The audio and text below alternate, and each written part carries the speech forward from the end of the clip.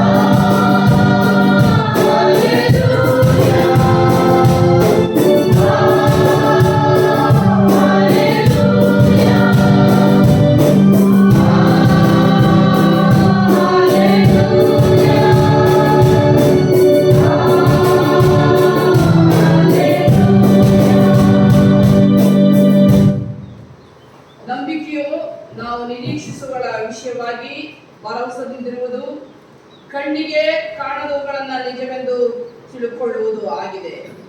ನಮ್ಮ ಪೂರ್ವಿಕರು ನಂಬಿಕೆಯುಳ್ಳವರಾಗಿದ್ದರಿಂದಲೇ ಒಳ್ಳೆಯ ಹೆಸರನ್ನ ಹೊಂದಿದರು. ನಮ್ಮ ಆರಂಭವು ನಂಬಿಕೆಯನ್ನು ಹುಟ್ಟಿಸಿ ನಂಬಿಕೆಯನ್ನು ಪೂರೈಸುವ, ನಂಬಿಕೆಗೆ ಸಹಾಯ ಮಾಡುವ ತ್ರೇಕ ದೇವರ ನಾಮದಲ್ಲಿ ಆತನ ಮಹಿಮೆಗೋಸ್ಕರ ಉಂಟಾಗಲಿ. ಆಮೆನ್. ದೇವರ ಸ್ತೋತ್ರಕ್ಕೋಸ್ಕರ ನಾವು ಹಾಡುವಂತ ಸಂಗೀತದಲ್ಲಿ 94ನೆಯ ಸಂಗೀತವನ್ನು ಹಾಡೋಣ. 94ನೆಯ ಸಂಗೀತ. ಓ ದಿವ್ಯ ಕಾಂತಿ ಮುಖ ನೀನೆಂತು ಮಾಡಿದೆ.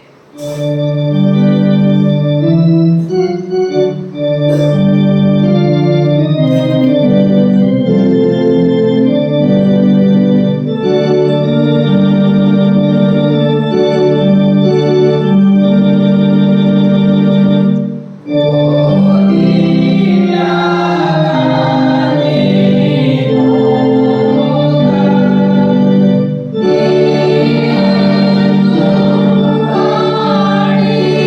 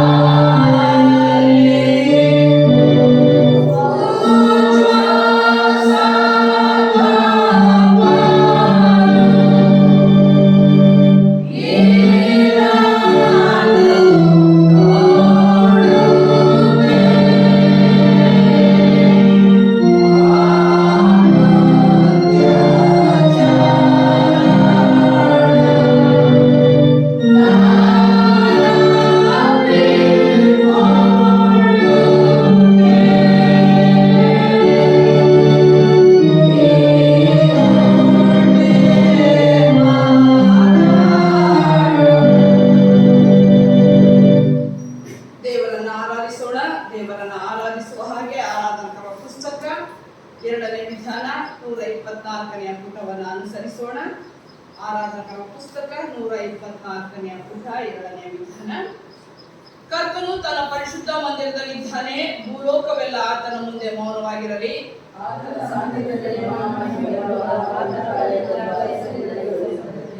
ನಾನಂತೂ ನಿನ್ನ ಮಹಾಕೃಪೆಯನ್ನು ಹೊಂದಿದವನಾಗಿ ನಿನ್ನ ಮಂದಿರದೊಳಗೆ ಪ್ರವೇಶಿಸುವೆನು. ಕರ್ತನು ನನಗೆ ಬೆಳಕು ರಕ್ಷಕನು ಆಗಿದ್ದಾನೆ, ನಾನು ಯಾರಿಗೆ ಭಯಪಟ್ಟೇನು? ಆತನು ನಮ್ಮ ಪಾಪಗಳಿಗೆ ಸರಿಯಾಗಿ ನಮ್ಮನ್ನು ಶಿಕ್ಷಿಸಲಿಲ್ಲ, ನಮ್ಮ ಅಪರಾಧಗಳಿಗೆ ತಕ್ಕಂತೆ ದಂಡಿಸಲಿಲ್ಲ. ಭೂಮಿಯ ಮೇಲೆ ಆಕಾಶವು ಎಷ್ಟು ದೊಡ್ಡದೋ ಆತನಲ್ಲಿ ಭಯಭಕ್ತಿಯುಳ್ಳವರ ಮೇಲೆ ಆತನ ಕೃಪೆಯು ಅಪಾರವಾಗಿದೆ. ಕರ್ತನ ಮಹೋಪಕಾರಿಗಳಿಗೆ ಬದಲೇನು ಮಾಡಲಿ? ಕರ್ತನೇ ನನ್ನ ಶರಣನೇ, ವಿಮೋಚಕನೇ, ನನ್ನ ಮಾತುಗಳು ನನ್ನ ಹೃದಯದ ಧ್ಯಾನಕ್ಕೆ ಸಮರ್ಪಕವಾಗಿರಲಿ. ಪ್ರಾರ್ಥನೆ ಮಾಡೋಣ. ದಯಮಾಡಿ ಸಭೆ ಕೂತ್ಕೊಳ್ರಿ. ಸರ್ವಶಕ್ತನಾದ ದೇವರೇ, ನಮ್ಮ ಪರಮ ತಂದೆಯೇ, ನಿನ್ನಲ್ಲೇ ನಮಗೆ ಮನಃಶಾಂತಿಯು ಸಮಾಧಾನವು ದೊರಕುತ್ತವೆ. ಈ ಆರಾಧನೆಯಲ್ಲಿ ನೀನು ನಮಗೆ ಪ್ರಸನ್ನನಾಗಬೇಕೆಂದು ಬೇಡುತ್ತೇವೆ. ನಿನ್ನ ಆತ್ಮನ ವರಗಳನ್ನು ನಮ್ಮ ಮೇಲೆ ಸುರಿಸು. ಈ ಪವಿತ್ರ ಧ್ಯಾನ ಸಮಯದಿಂದ ನಾವು ದಿವ್ಯ ಲಾಭವನ್ನು ಪಡೆದು ನವಚೇತನ ಹೊಂದಿ ನೀನು ನಮಗೆ ನೇಮಿಸಿದ ಕೆಲಸವನ್ನ ಮಾಡಿ ಮುಗಿಸಲು ಬಲಗೊಳ್ಳುವಂತೆ ಅನುಗ್ರಹಿಸಬೇಕೆಂದು ನಮ್ಮ ಕರ್ತನಾದ ಯೇಸು ಕ್ರಿಸ್ತನ ಮುಖಾಂತರ ಬೇಡಿಕೊಳ್ಳುತ್ತೇವೆ. ಆಮೆನ್. ಕರ್ತರಲ್ಲಿ ಪ್ರೀತಿಯ ದೇವಜನರೇ, ದೇವರ ವಾಕ್ಯ ಹೇಳ್ತದೆ, ಎಲ್ಲರೂ ಪಾಪ ಮಾಡಿ ದೇವರ ಮಹಿಮೆಯನ್ನ ಹೊಂದದೆ ಹೋಗಿದ್ದೇವೆ ಎಂಬುದಾಗಿ. ಪ್ರಿಯರೇ, ಕಳೆದ ವಾರದಲ್ಲಿ ನಮ್ಮನ್ನು ಸೃಷ್ಟಿಸಿದ ತ್ರೇಕ ದೇವರಿಗೂ ಜೊತೆ ಮಾನವರಿಗೂ ಆತನು ಸೃಷ್ಟಿಸಿದಂತಹ ಸೃಷ್ಟಿಗೂ ನಾವು ವಿರೋಧವಾಗಿ ಏನಾದರೂ ಆಲೋಚನೆ ಮಾಡಿ ಕೆಟ್ಟದ್ದನ್ನು ಮಾಡುವುದಾದರೆ ದೇವರ ಹತ್ರ ಕ್ಷಮಾಪಣೆಯನ್ನು ಕೇಳೋಣ. ಆತನು ಕ್ಷಮಿಸುವವನು, ನಮ್ಮ ಅಪರಾಧಗಳನ್ನ ತನ್ನ ದೃಷ್ಟಿಯಲ್ಲಿ ಇಟ್ಟುಕೊಳ್ಳದವನು ಆಗಿರುವುದರಿಂದ ನಾವು ಯಥಾರ್ಥವಾಗಿ ಆತನ ಮುಂದೆ ಬರೋಣ. ನಾವು ಹಾಗೆ ಬರುವ ಹಾಗೆ 98ನೇ ಸಂಗೀತದ ಮೊದಲನೇ ಚರಣವನ್ನು ಮಾತ್ರ ಹಾಡೋಣ. 98ನೇ ಸಂಗೀತದ ಮೊದಲನೇ ಚರಣ, ಜೀವಕಾಂತಿಯನ್ನು ಬಿಟ್ಟು ರಕ್ತಮಾಯ. ಎಸ್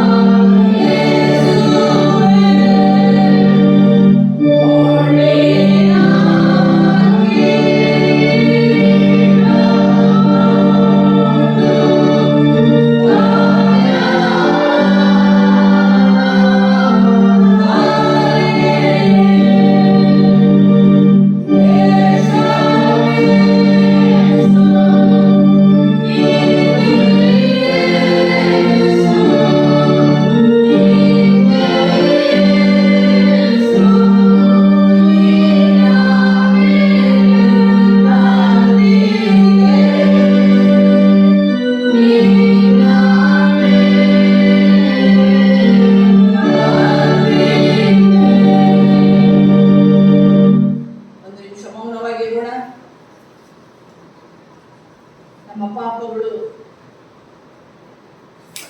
ಏನಾಗಿದೆ ದೇವರ ಮುಂದೆ ಎಂಬುದಾಗಿ ನಮ್ಮನ್ನು ಸಂಪೂರ್ಣವಾಗಿ ಆತನ ಮುಂದೆ ಒಪ್ಪಿಸಿಕೊಡೋಣ. ಆತನು ಪ್ರೀತಿಸುವವನು, ಕ್ಷಮಿಸುವವನು, ನಮ್ಮ ಬಲಹೀನತೆಯನ್ನು ತಿಳಿದಾತನು. ಯಥಾರ್ಥವಾಗಿ ಆತನ ಮುಂದೆ ಬರೋಣ. ನಾವೆಲ್ಲರೂ ದೀನತೆಯಿಂದ 127ನೇ ಪುಟದಲ್ಲಿರುವಂತಹ ಪಾಪದರಿಕೆಯನ್ನು ಒಟ್ಟಾಗಿ ಹೇಳೋಣ. ನಾವು ಬಹಳ ತಪ್ಪು ಮಾಡಿ ಮನೋವಾಕ್ಯಗಳಿಂದ ಪಾಪ ಮಾಡಿದ್ದೇವೆಂದು ತಂದೆ, ಕುಮಾರ, ಪವಿತ್ರಾತ್ಮನೆಂಬ ಸರ್ವಶಕ್ತನಾದ ದೇವರಿಗೆ ಅರಿಕೆ ಮಾಡುತ್ತೇವೆ. ಆದ ಕಾರಣ ನಮ್ಮ ಮೇಲೆ ದಯವಿಡುತ್ತೆ ದೇವರನ್ನ ಪ್ರಾರ್ಥಿಸುತ್ತೇವೆ. ಸರ್ವಶಕ್ತನಾದ ದೇವರೇ, ನಮ್ಮ ಮೇಲೆ ಕರುಣೆ ಇಟ್ಟು ನಮ್ಮ ಪಾಪಗಳನ್ನು ಕ್ಷಮಿಸಿ ಎಲ್ಲಾ ಕೆಡುಕಿನಿಂದ ನಮ್ಮನ್ನು ಬಿಡಿಸಿ ಎಲ್ಲಾ ಸದಾಚಾರದಲ್ಲಿ ನಮ್ಮನ್ನು ನೆಲೆಗೊಳಿಸಿ ಬಲಪಡಿಸಿ ನಿತ್ಯ ಜೀವನದಲ್ಲಿ ಸೇರಿಸೆಂದು ನಮ್ಮ ಕರ್ತನಾದ ಯೇಸು ಕ್ರಿಸ್ತನ ಮುಖಾಂತರ ಬೇಡಿಕೊಳ್ಳುತ್ತೇವೆ. ಆಮೆನ್. ದೇವರೇ, ಸದಾ ಕರುಣೆ ತೋರಿಸುವುದು, ಕ್ಷಮಿಸುವುದು ನಿನ್ನ ಸ್ವಭಾವವೇ ಆಗಿದೆ. ನಮ್ಮ ಬಡ ಭಿನ್ನಗಳನ್ನು ನಮ್ಮ ಪಾಪಗಳ ಸಂಕೋಲೆಯಿಂದ ನಾವು ಬಂಧಿತರಾಗಿದ್ದರು ಕರುಣಾಸಾಗರನಾದ ನೀನು ನಮ್ಮ ಮಧ್ಯಸ್ಥನು ಸಹಾಯಕನೂ ಆಗಿರುವ ಯೇಸು ಕ್ರಿಸ್ತನ ಘನಕ್ಕಾಗಿ ನಮ್ಮನ್ನು ಬಿಡುಗಡೆ ಮಾಡಬೇಕೆಂದು ನಿನ್ನನ್ನು ಬೇಡಿಕೊಳ್ಳುತ್ತೇವೆ. ಆಮೇಲೆ ದೇವರಿಂದ ಪಾಪ ಕ್ಷಮಾಪಣೆ ಹೊಂದಿದಂತ ನಾವು ದೇವರಿಗೆ ಉಪಕಾರ ಸ್ತುತಿ ಸಲ್ಲಿಸುವ ಹಾಗೆ ಕೀರ್ತನ ಸಂಗ್ರಹ 125 ಉಕ್ತಿ ಪ್ರತ್ಯುಕ್ತಿಯಾಗಿ ಓದಿಕೊಳ್ಳೋಣ.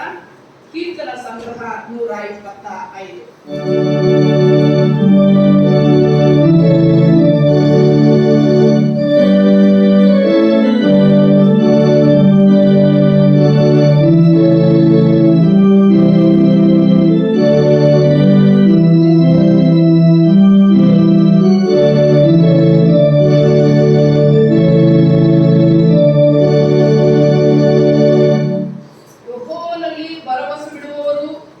ಚೀಯೋನ್ ಪರ್ವತದ ಹಾಗೆ ಇದ್ದಾರೆ, ಅದು ಕದಲುವುದಿಲ್ಲ, ಅದು ಸ್ಥಿರವಾಗಿರುತ್ತದೆ.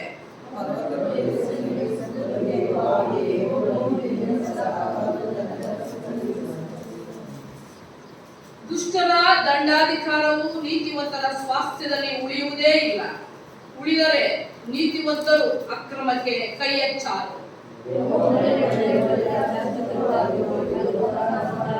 5ನೇ ವಚನ ಎಲ್ಲರೂ ಒಟ್ಟಾಗಿ ಓದೋಣ. ಯೆಹೋವನು ಉದಾರಿ ಹಿಡಿದವರನ್ನು ಆ ದಾಗಿಗಳ ಗತಿಗೆ ಹೋಗ ಮಾಡಲಿ, ಇಸ್ರಾಯೇಲಿಗೆ ಶುಭ ಉಂಟಾಗಲಿ.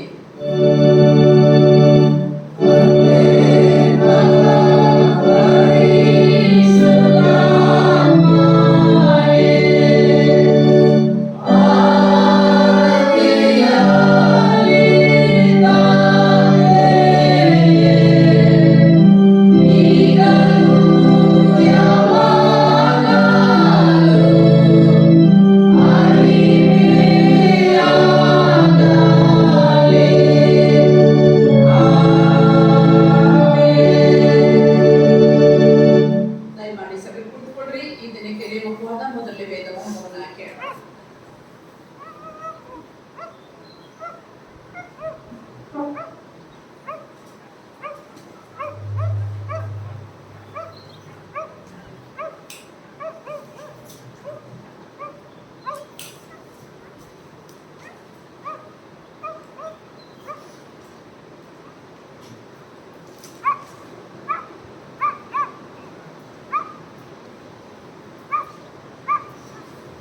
ಯೆಶಾಯನ ಪ್ರವಾದನ ಗ್ರಂಥ 45ನೇ ಅಧ್ಯಾಯ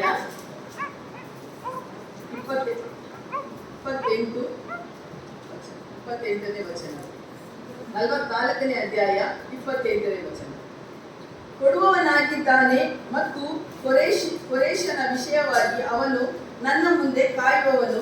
ಯೆರೂಸಲೇಮು ಕಟ್ಟಲ್ಪಡಲಿ, ದೇವಸ್ಥಾನದ ಅಸ್ತಿವಾರವು ಹಾಕಲ್ಪಡಲಿ ಎಂದು ಹೇಳಿ ನನ್ನ ಇಷ್ಟಾರ್ಥವನ್ನೆಲ್ಲ ನೆರವೇರಿಸತಕ್ಕವನು ಎಂಬುದಾಗಿ ಮಾತನಾಡುವವನಾಗಿದ್ದೇನೆ. ಮತ್ತು 45ನೇ ಅಧ್ಯಾಯ 1ರಿಂದ 8ನೇ ವಚನಗಳು. ಯೆಹೋವನು ಕೊರೇಶನನ್ನು ಕರೆದ ಉದ್ದೇಶ. ಯೆಹೋವನು ಯಾವನ ಕೈ ಹಿಡಿದು ಯಾವನೆದುರಿಗೆ ಜನಾಂಗಗಳನ್ನು ತುಳಿದು ರಾಜರ ನಡು ಕಟ್ಟನ್ನು ಬಿಚ್ಚಿ ಯಾವನ ಮುಂದೆ ಬಾಗಿಲುಗಳನ್ನು ತೆರೆದು ಮುಚ್ಚಲಿಸನು ತಾನು ಅಭಿಷೇಕಿಸಿ ಆ ಕುರೇಶನಿಗೆ ಹೀಗೆನ್ನುತ್ತಾನೆ, ನಾನು ನಿನ್ನ ಮುಂದೆ ಹೋಗಿ ದಿಣ್ಣೆಗಳನ್ನು ಸಮ ಮಾಡುವೆನು, ತಾಮ್ರದ ಕದಗಳನ್ನು ಹಿಡಿದು ಕಬ್ಬಿಣದ ಅಗುಳಿಗಳನ್ನು ಮುರಿದು ಬಿಡುವೆನು. ನಿನ್ನ ಹೆಸರು ಹಿಡಿದು ಕರೆಯುವನು ನಾನು ಯೆಹೋವನು, ಇಸ್ರಾಯೇಲರ ದೇವರು ಎಂದು ನೀನು ತಿಳಿದುಕೊಳ್ಳುವ ಹಾಗೆ ಕತ್ತಲಲ್ಲಿ ಬಚ್ಚಿಟ್ಟಿರುವ ಆಸ್ತಿಪಾಸ್ತಿಯನ್ನು ಗುಪ್ತ ಸ್ಥಳಗಳಲ್ಲಿ ಮರೆಮಾಡಿದ ನಿಧಿ ನಿಕ್ಷೇಪವನ್ನು ನಿನಗೆ ಕೊಡುವೆನು. ನನ್ನ ಸೇವಕನಾದ ಯಾಕೋಬಿಗಾಗಿ ನಾನು ಆದುಕೊಂಡು ಇಸ್ರಾಯೇಲರಿಗಾಗಿ ಹೆಸರು ಹಿಡಿದು ನಿನ್ನನ್ನು ಕರೆದಿದ್ದೇನೆ. ನೀನು ನನ್ನನ್ನು ಅರಿಯವನಾಗಿದ್ದರೂ ನಿನಗೆ ಬಿರುದನ್ನು ದಯಪಾಲಿಸಿದ್ದೇನೆ. ನಾನು ಯೆಹೋವ, ಇನ್ನು ಯಾವನೂ ಅಲ್ಲ, ನಾನು ಹೊರತು ಯಾವ ದೇವರೂ ಇಲ್ಲ. ನೀನು ನನ್ನನ್ನು ಅರಿಯದವನಾಗಿದ್ದರೂ ನಿನಗೆ ನಡು ಕಟ್ಟುವೆನು. ಮೂಡಲಿಂದ ಪಡುವಲ ತನಕ ಇರುವವರೆಲ್ಲರೂ ಇದನ್ನು ನೋಡಿ ನನ್ನ ವಿನಃ ಯಾರೂ ಇಲ್ಲ, ನಾನೇ ಯೆಹೋವನು, ಇನ್ನು ದೇವರು ಅಲ್ಲ. ನಾನು ಬೆಳಕಿಗೂ ಕತ್ತಲಿಗೂ ಸೃಷ್ಟಿಕರ್ತನು, ಮೇಲನ್ನು ಕೇಡನ್ನು ಬರಮಾಡುವವನು ಅವನು. ಈ ಸಮಸ್ತ ಕಾರ್ಯಗಳನ್ನು ನಡೆಯಿಸುವನು ಯೆಹೋವನು ನಾನೇ ಎಂದು ತಿಳಿದುಕೊಳ್ಳುವರು. ಆಕಾಶ ಮಂಡಲವೇ ಮೇಲಿನಿಂದ ಧರ್ಮರಸವನ್ನು ವರ್ಷಿಸು. ಗಗನವು ಸುರಿಸಲಿ. ಭೂಮಿಯು ಒಡೆದು ರಕ್ಷಣೆಯನ್ನು ಮೊಳೆಯಿಸಿ ಅದರೊಡನೆ ನೀತಿ ಫಲವನ್ನು ಬೆಳೆಯಿಸಲಿ. ಯೆಹೋವನೆಂಬ ನಾನೇ ಇದಕ್ಕೆಲ್ಲ ಕರ್ತನು. ನಾವು ಹಾಡುವಂತಹ ಜ್ಞಾನ ಕೀರ್ತನೆಗಳಲ್ಲಿ 66ನೆಯ ಜ್ಞಾನ ಕೀರ್ತನೆಯನ್ನು ಹಾಡೋಣ. 66ನೆಯ ಜ್ಞಾನ ಕೀರ್ತನೆ.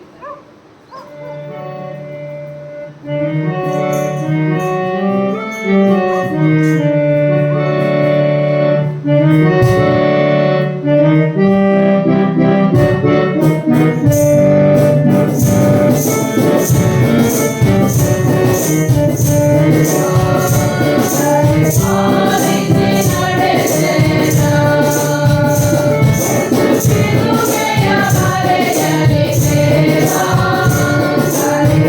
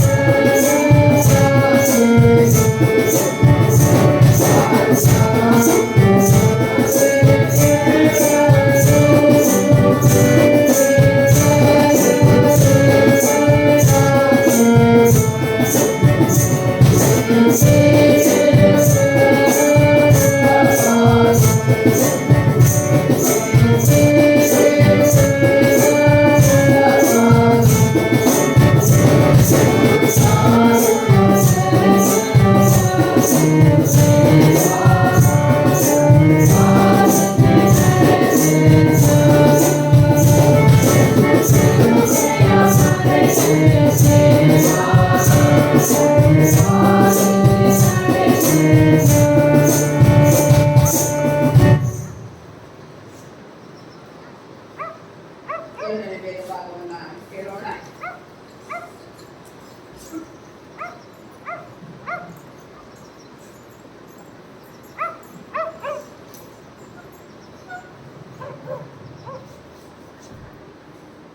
ಎರಡನೇ ಕಾರಣಕ್ಕಾಗಿ ಆರಿಸಿಕೊಂಡ ವೇದ ಭಾಗವು ಅಪೊಸ್ತಲರ ಕೃತ್ಯಗಳು 10ನೇ ಅಧ್ಯಾಯ 24ನೇ ವಚನದಿಂದ 33 ವಚನಗಳವರೆಗೆ. ಮರುದಿನ ಅವನು ಕೈಸರಕ್ಕೆ ಸೇರಿದನು. ಕೊರ್ನೇಲ್ಯನು ತನ್ನ ಬಂಧು ಬಳಗದವರನ್ನು ಪ್ರಾಣ ಮಿತ್ರರನ್ನು ಕೂಡ ಕರೆಸಿ ಪೇತ್ರನನ್ನು ಎದುರು ನೋಡುತ್ತಿದ್ದನು. ಅವನು ಬಂದಾಗ ಕೊರ್ನೇಲ್ಯನು ಅವನನ್ನು ಎದುರುಗೊಂಡು ಆ ಪಾದಕ್ಕೆ ಬಿದ್ದು ನಮಸ್ಕಾರ ಮಾಡಿದನು. ಆದರೆ ಪೇತ್ರನು, ಹೇಳಪ್ಪ, ನಾನು ಮನುಷ್ಯನು ಎಂದು ಹೇಳಿ ಅವನನ್ನು ಎತ್ತಿ ಅವನ ಸಂಗಡ ಸಂಭಾಷಣೆ ಮಾಡುತ್ತಾ ಮನೆಯೊಳಕ್ಕೆ ಬಂದನು. ಅಲ್ಲಿ ಬಹು ಜನರು ಕೂಡಿ ಬಂದಿರುವುದನ್ನು ಕಂಡು ಅವರಿಗೆ ಯೆಹೂದ್ಯರು ಅನ್ಯಜನರ ಕೂಡ ಒಪ್ಪು ಬಳಿಕೆ ಮಾಡುವುದು ಯೆಹೂದ್ಯರ ಸಂಪ್ರದಾಯಕ್ಕೆ ವಿರುದ್ಧವಾಗಿದೆ ಎಂದು ನೀವು ಬರೆಯಿರಷ್ಟು. ನನಗಂತೂ ಯಾವ ಮನುಷ್ಯನಾದರೂ ಕೊಲೆಯನ್ನು ಇಲ್ಲವೇ ಅಶುದ್ಧನು ಅನ್ನಬಾರದೆಂದು ದೇವರು ತೋರಿಸಿದ್ದಾನೆ. ಆದ ಕಾರಣ ನೀವು ನನ್ನನ್ನು ಕರೆ ಕಳುಹಿಸಿದಾಗ ನಾನು ಯಾವ ಎದುರು ಮಾತನ್ನು ಹೇಳದೆ ಬಂದೆನು. ಈಗ ನೀವು ನನ್ನನ್ನು ಕರೆಸಿದ ಉದ್ದೇಶವೇನು ನನಗೆ ತಿಳಿಸಬೇಕು ಎಂದು ಹೇಳಿದನು. ಅದಕ್ಕೆ ಕೊರ್ನೇಲ್ಯನು, ನಾನು 4 ದಿವಸಗಳ ಹಿಂದೆ ಮಧ್ಯಾಹ್ನದ ಮೇಲೆ 3 ಗಂಟೆಗೆ ನಡೆಯತಕ್ಕ ದೇವರ ಪ್ರಾರ್ಥನೆಯನ್ನು ಇಷ್ಟು ಹೊತ್ತಿನವರೆಗೂ ನನ್ನ ಮನೆಯಲ್ಲಿ ಮಾಡುತ್ತಿದ್ದಾಗ ಹೊಳೆಯುವ ವಸ್ತ್ರವನ್ನು ಧರಿಸಿಕೊಂಡಿದ್ದ ಒಬ್ಬ ಮನುಷ್ಯನು ನನ್ನೆದುರಿಗೆ ನಿಂತುಕೊಂಡು, ಕೊನೆಯನ್ನೇ ನಿನ್ನ ಪ್ರಾರ್ಥನೆಯು ಕೇಳಿ ಬಂತು. ನಿನ್ನ ದಾನ ಧರ್ಮಗಳು ದೇವರ ಸನ್ನಿಧಾನದಲ್ಲಿ ನೆನಪಿಗೆ ಬಂದವು. ನೀನು ಯೋಪಕ್ಕೆ ಕಳುಹಿಸಿ ಪೇತ್ರನೆನಿಸಿಕೊಳ್ಳುವ ಸೀಮೋನನನ್ನು ಕರೆಸಬೇಕು. ಅವನು ಚರ್ಮಕಾರನಾದ ಸೀಮೋನನ ಮನೆಯಲ್ಲಿ ಇಳುಕೊಂಡಿದ್ದಾನೆ. ಆ ಮನೆ ಸಮುದ್ರದ ಬಳಿಯಲ್ಲಿ ಅದೇ ಅಂದನು. ನಾನು ತಡ ಮಾಡದೆ ನಿನ್ನ ಹತ್ತಿರ ಕಳಿಸಿದೆನು. ನೀನು ಬಂದದ್ದು ಉಪಕಾರವಾಯಿತು. ಹೀಗಿರುವುದರಿಂದ ಕರ್ತನು ನಿನಗೆ ಅಪ್ಪಣೆ ಕೊಟ್ಟಿರುವ ಎಲ್ಲ ಮಾತುಗಳನ್ನು ಕೇಳುವುದಕ್ಕೆ ನಾವೆಲ್ಲರೂ ಈಗ ದೇವರ ಸನ್ನಿಧಾನದಲ್ಲಿ ಕೂಡಿದ್ದೇವೆ ಅಂದನು.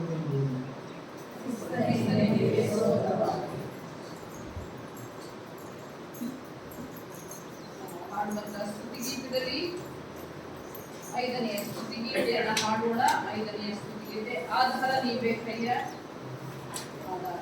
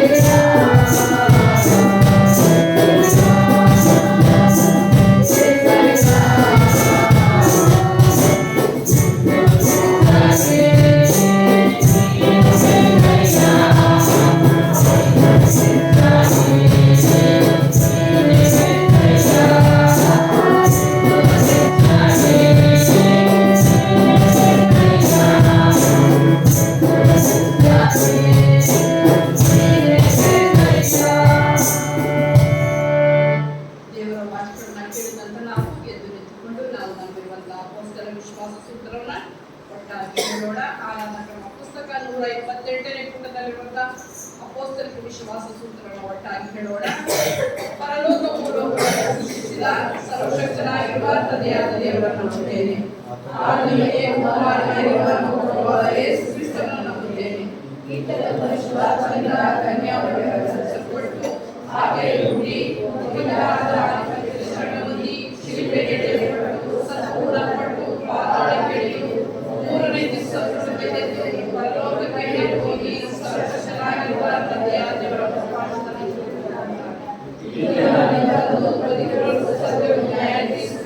ನಂಬಿದ್ದೇನೆ. ನಾನು ಪರಿಶುದ್ಧಾತ್ಮನನ್ನು ನಂಬುತ್ತೇನೆ. ಒಂದೇ ಪರಿಶುದ್ಧ ಕ್ರೈಸ್ತಸಭೆಯು ಪವಿತ್ರ ಪಾಪದ ಪರಿಹಾರವು ದೇಹ ಪುನರುತ್ಥಾನವು ನಿತ್ಯಜೀವವನ್ನು ನಂಬುತ್ತೇನೆ. ದಯಮಾಡಿ ಸಂಕಲ್ಪಿಸಿಕೊಡ್ರಿ. ನಾವು ಸ್ವಲ್ಪ ಮೌನವಾಗಿದ್ದು ತನಗೋಸ್ಕರ ಪ್ರಾರ್ಥನೆ ಮಾಡೋಣ. ವಿಶೇಷವಾಗಿ ಪರೀಕ್ಷೆಗಳು PUC ಮಕ್ಕಳಿಗೆಲ್ಲ ಪರೀಕ್ಷೆ ಮುಗಿದಿದೆ. SLC ಮಕ್ಕಳಿಗೆ ಪರೀಕ್ಷೆಗಳು ಪ್ರಾರಂಭವಾಗಿದೆ. ಆ ಎಲ್ಲ ಮಕ್ಕಳು ಅತ್ಯುತ್ತಮ ರೀತಿಯಲ್ಲಿ ಬರೀಲಿಕ್ಕಾಗುವ ಹಾಗೆ ನಮ್ಮ ಸಹನ ಸೆಕೆಂಡ್ PUC ಸಹನ ಕಳೆದ ವಾರದಲ್ಲಿ ತನ್ನ ಪರೀಕ್ಷೆಯನ್ನು ಮುಗಿಸಿದಳು. ಕಳೆದ ವಾರದಿಂದ ಸಂಜು ಮಧುಕುಮಾರ್ ಅವರ ಮಗ ಆತನಿಗೆ ಪರೀಕ್ಷೆ ಪ್ರಾರಂಭವಾಗಿದೆ. ನಮ್ಮ ಸಭೆಯ ಎಲ್ಲ ಮಕ್ಕಳು ಈ ಪರೀಕ್ಷೆಗಳನ್ನ 8th 9th ಮಿಡ್ಲ್ ಸ್ಕೂಲ್ ಎಲ್ಲ ಮಕ್ಕಳು ಪರೀಕ್ಷೆಗೆ ಬಂದಿದ್ದಾರೆ. ಎಲ್ಲ ಮಕ್ಕಳನ್ನ ನೆನಪು ಮಾಡಿಕೊಳ್ಳೋಣ. ಅವರ ಭವಿಷ್ಯಕ್ಕೋಸ್ಕರ ಪ್ರಾರ್ಥನೆ ಮಾಡೋಣ.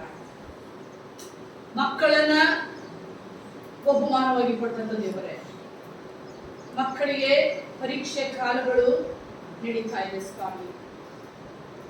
ಅನೇಕ ಮಕ್ಕಳಿಗೆ ಪರೀಕ್ಷೆಗಳು ಅಂತ್ಯಗೊಂಡು ರಜಾ ಕಾಲಗಳು ಪ್ರಾರಂಭವಾಗಿದೆ ಸ್ವಾಮಿ. ದ್ವಿತೀಯ PUC ಪರೀಕ್ಷೆಯನ್ನ ಬರೆದು ಮಕ್ಕಳು ಫಲಿತಾಂಶಕ್ಕೋಸ್ಕರ ಎದುರು ನೋಡ್ತಾ ಇದ್ದಾರೆ.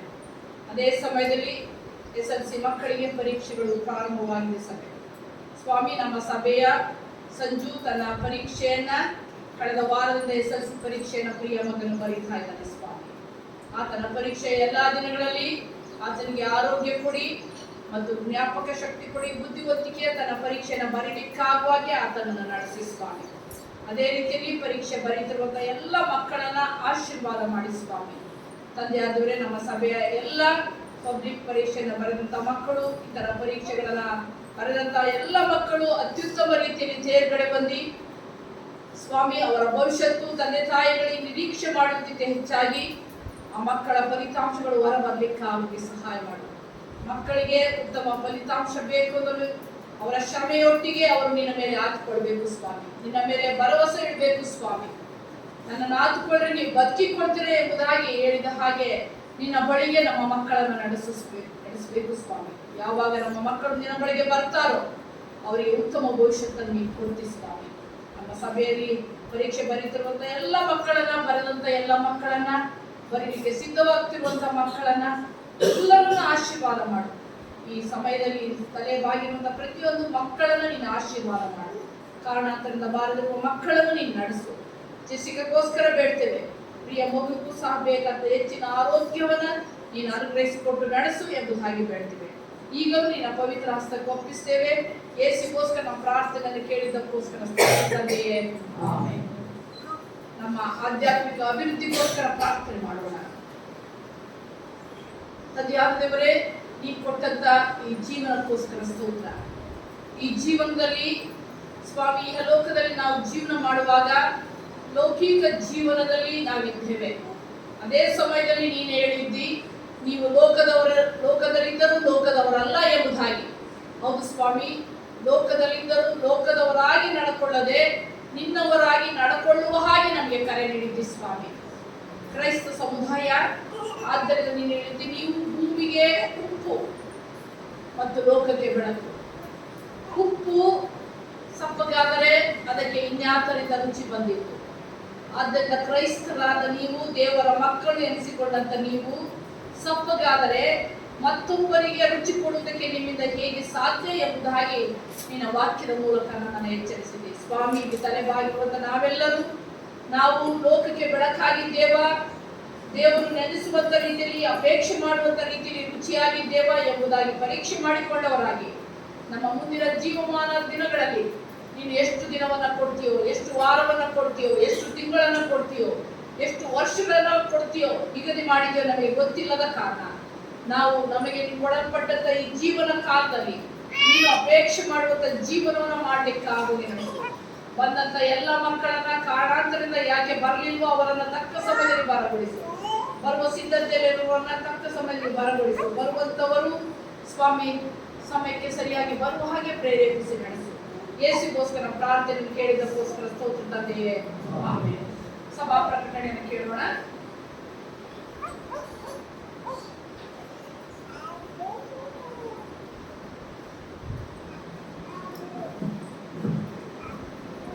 ಪ್ರಕಟಣೆ 6ನೇ ಕುಡಿ ಬಂದರು ಎಲ್ಲರಿಗೂ ಅಭಿವೃದ್ಧಿಸುತ್ತಿದ್ದ ಬಂದರು ಎಲ್ಲರಿಗೂ ಸ್ವಾಗತಿಸುವಾಗಿದ್ದೇವೆ. ಕೀರ್ತನೆ ಹಾಡುವಾಗ ದೈವಕಾಂಡಕ್ಕೆ ಸ್ವೀಕರಿಸಲಾಗುತ್ತದೆ. ಮುಂದಿನ ವಾರ ಬೆಳಿಗ್ಗೆ ಎಂದಿನಂತೆ 8:30 ಗಂಟೆಗೆ ಪ್ರಾರ್ಥನೆ ನಡೆಸಲಾಗುತ್ತದೆ.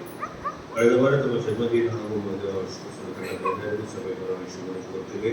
ದೇವರಿಂದ ಅವಶ್ಯಕತೆ ಈ ದಿನ 6ನೇ ನಂತರ ಮೇಳಾಟಕೂಟ ಹಾಗೂ ಯೋಗಸ್ಥಾನ ಕೂಟವು ಇರುತ್ತದೆ. ಈ ಮೂಲಕವಾಗಿ ನಾನು ಭಾಗವಹಿಸಬೇಕಾಗಿ ತಿಳಿಸುತ್ತೇವೆ. ಈ ವಾರದಲ್ಲಿ ದೇವರನ್ನು ಸ್ವಚ್ಛಗೊಳಿಸಿದವರು ಶ್ಯಾಮ್ ಮತ್ತು ಪೂಜಶ್ರೀ ಅವರು ಕರ್ತನ ತನ್ನ ಕುಟುಂಬವನ್ನು ಆಶ್ರಯಿಸಲಿ. ಮುಂದಿನ ವಾರ ಪಾವನ ದಿನದ ಆರಾಧನೆಯನ್ನು ಶುಕ್ರವಾರ 6 ಗಂಟೆಗೆ ಸಭೆಯಲ್ಲಿ ನಡೆಸಲಾಗುತ್ತದೆ. ಹೆಚ್ಚಿನ ಸಂಖ್ಯೆಯಲ್ಲಿ ಸಭೆಗಳು ಭಾಗವಹಿಸಬೇಕಾಗಿ ಈ ಮೂಲಕ ತಿಳಿಸುತ್ತೇವೆ.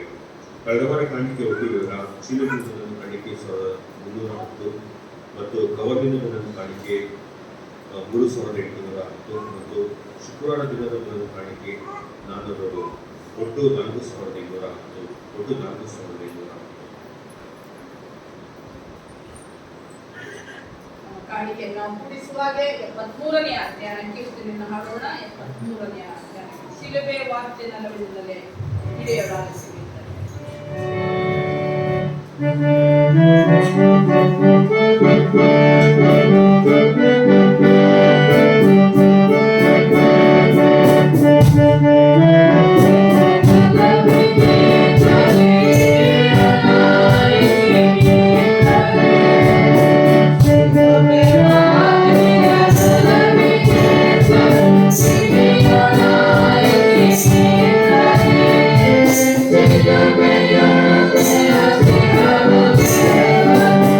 Yeah.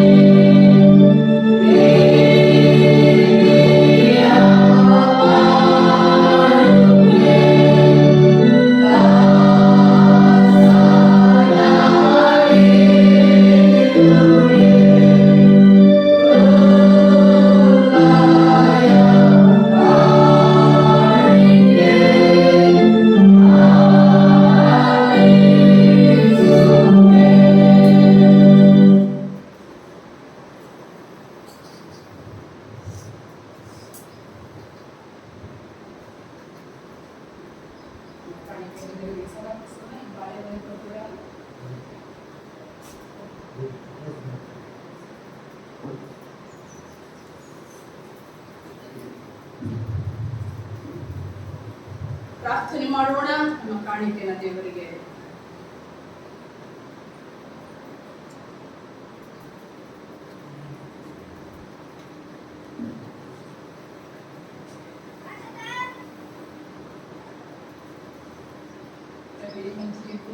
ದಶಮಾಂಶದ ಕಾಣಿಕೆಯನ್ನು ಕೊಟ್ಟಿದ್ದಾರೆ. ದೇವರು ಅವರನ್ನು ಆಶೀರ್ವಾದ ಮಾಡಿ.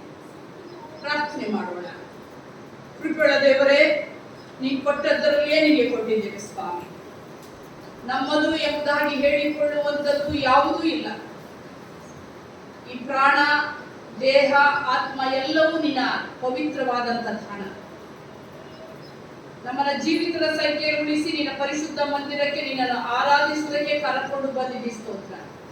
ನಿನ್ನ ಸಾಮೀಪ್ಯಕ್ಕೆ ಬರುವಾಗ ಬರಿಗೈಯಲ್ಲಿ ಬಾರದೆ ನಮ್ಮ ಕೈಲಾದದ್ದನ್ನ ನಿನ್ನ ಪವಿತ್ರ ಸೇವೆಗೆ ತರುವಂತ ಮನಸ್ಸನ್ನು ನಮ್ಮೆಲ್ಲರಿಗೆ ಅನುಗ್ರಹಿಸಿಕೊಟ್ಟಿ ಸ್ತೋತ್ರ. ಇಲ್ಲಿ ಕಾಣಿಸಿಕೊಂಡಂತ ಎಲ್ಲ ನಿನ್ನ ಮಕ್ಕಳನ್ನು ಅವರು ಸಮರ್ಪಿಸಿದ ಈ ದೈವ ಕಾಣಿಕೆಯನ್ನು ನಿನ್ನ ಆಶೀರ್ವಾದ ಮಾಡು.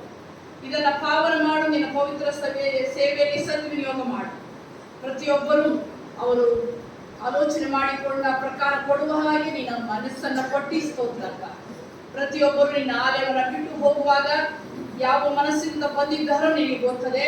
ಆದರೆ ಹೋಗುವಾಗ ದೇವರು ನಮ್ಮೊಟ್ಟಿಗಿದ್ದಾನೆ, ದೇವರು ನಮ್ಮನ್ನ ಕೈ ಬಿಡುವುದಿಲ್ಲ ಎಂಬ ನಿರೀಕ್ಷೆಯಲ್ಲಿ ಹೋಗ್ಲಿಕ್ಕಾಗಿ ಸಹಾಯ ಮಾಡು. ದೇವರ ಪ್ರತಿಯೊಬ್ಬರನ್ನ ಬಂದಂತ ಎಲ್ಲರನ್ನ ಅವರು ಸಮರ್ಪಿಸಿದ ಕಾಣಿಕೆಯನ್ನ ಅವರೆಲ್ಲರನ್ನ ಆಶೀರ್ವಾದ ಮಾಡು. ಅದೇ ಸಮಯದಲ್ಲಿ ಸ್ವಾಮಿ ರವಿ ಅವರನ್ನ ಸ್ವಾಮಿ ದಶಮಾಂಶ ಕಾಣಿಕೆಯನ್ನು ಕೊಡುವ ಹಾಗೆ ಪ್ರಿಯ ಸಹೋದರರನ್ನ ನೀನು ಆಶೀರ್ವಾದ ಮಾಡುವುದಕ್ಕೋಸ್ಕರ ಸ್ತೋತ್ರ.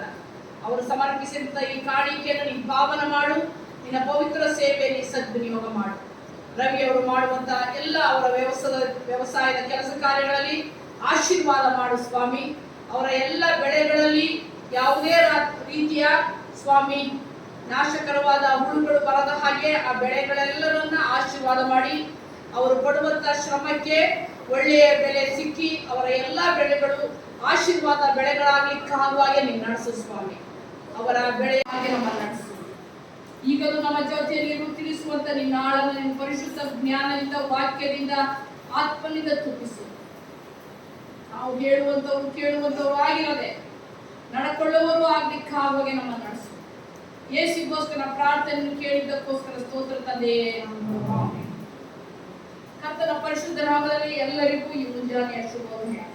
ದೇವರು ನಿಮ್ಮೆಲ್ಲರನ್ನ ತನ್ನ ಕೃಪೆಯಿಂದ, ತನ್ನ ಚಿತ್ತಾನುಸಾರ, ತನ್ನ ಕೃಪೆಗೆ ತಕ್ಕಂತೆ ನಿಮ್ಮೆಲ್ಲರನ್ನ ನಡೆಸಲಿ ಎಂಬುದಾಗಿ ನಾನು ಬೇಡಿಕೊಂಡಿದ್ದೇನೆ. ಈ ಸಮಯದಲ್ಲಿ ದೇವರ ವಾಕ್ಯದಿಂದ ನೇಮಕವಾದಂತಹ 3ನೇ ವೇದ ಭಾಗ ಸುವಾರ್ಥ ಭಾಗದಲ್ಲಿ ಮತ್ತಾಯ ಬರೆದ ಸುವಾರ್ತೆ 15ನೇ ಅಧ್ಯಾಯ 21ನೇ ವಚನದಿಂದ 28 ವಚನದವರೆಗೆ. ಮತ್ತಾಯನ ಸುವಾರ್ತೆ 15ನೇ ಅಧ್ಯಾಯ 21ನೇ ವಚನದಿಂದ. ಯೇಸು ಕಾನ್ಯನಾದ ಸ್ತ್ರೀಯ ಮಗಳನ್ನ ಸ್ವಸ್ಥ ಮಾಡಿದರು.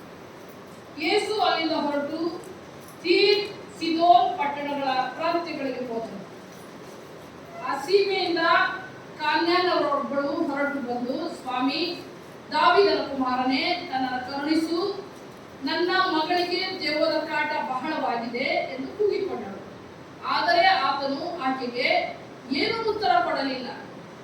ಆಗ ಆತನ ಶಿಷ್ಯರು ಬಂದು, ನಮ್ಮ ಹಿಂದೆ ಕೂಗಿಕೊಂಡು ಬರುತ್ತಾಳೆ, ಆಕೆಯನ್ನು ಕಳಿಸಿಬಿಡು ಎಂದು ಆತನನ್ನ ಬೇಡಿಕೊಂಡರು. ಅದಕ್ಕೆ ಆತನು, ತಪ್ಪಿಸಿಕೊಂಡ ಕುರಿಗಳಂತಿರುವ ಇಸ್ರಾಯೇಲಿನ ಮನೆತನದವರ ಬಳಿಗೆ ಹೊರತು ಮತ್ತಾರ ಬಳಿಗೂ ನಾನು ಕಳಿಸಲ್ಪಟ್ಟವನಲ್ಲ ಅಂದನು.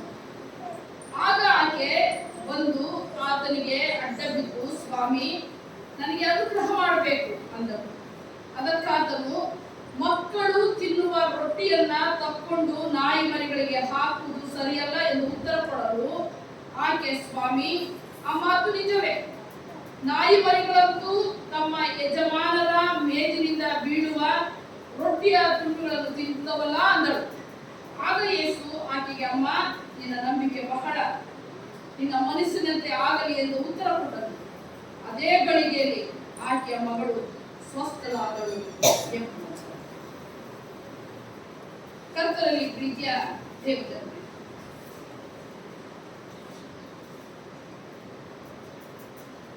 ನಂಬಿಕೆ ಅನ್ನುವಂಥದ್ದು ದೇವರನ್ನು ಯಾರಾದರೂ ನಂಬೋದು.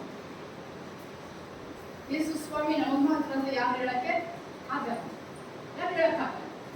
ಅಥವಾ ಹೇಳಿದ್ರೆ ಯೇಸು ಸ್ವಾಮಿ ಯಾರಿಗೂ ಸೀಮಿತನಾದವನಲ್ಲ. ನಾವು ನೋಡುವಾಗ ಯೋಹಾನ ಸುವಾರ್ತೆ ಯಾವಾಗ ನೀಡಿಲ್ಲ 3ನೇ ಅಧ್ಯಾಯ 14ನೇ ವಚನ, ದೇವರು ಲೋಕದ ಮೇಲೆ ಎಷ್ಟೋ ಪ್ರೀತಿನಿಟ್ಟು ತನ್ನ ಒಬ್ಬನೇ ಮಗನನ್ನ ಕೊಟ್ಟನು. ಆತನನ್ನ ನಂಬುವ ಒಬ್ಬರಾದ್ರೂ ನಾಶವಾಗದೆ ಎಲ್ಲರೂ ನಿತ್ಯ ಜೀವನ. ಯಾರು ಯೇಸು ಸ್ವಾಮಿಯ ಬಳಿಗೆ ಬರ್ತಾರೋ ಅವರು ನಾಶವಾಗುವುದಿಲ್ಲ. ಆದ್ರೆ ಯೇಸು ಸ್ವಾಮಿಯ ಬಳಿಗೆ ಬರ್ಬೇಕಂದ್ರೆ ಹೇಗ್ ಬರಬೇಕು ಅದನ್ನ ತಿಳಿಸ್ತದೆ.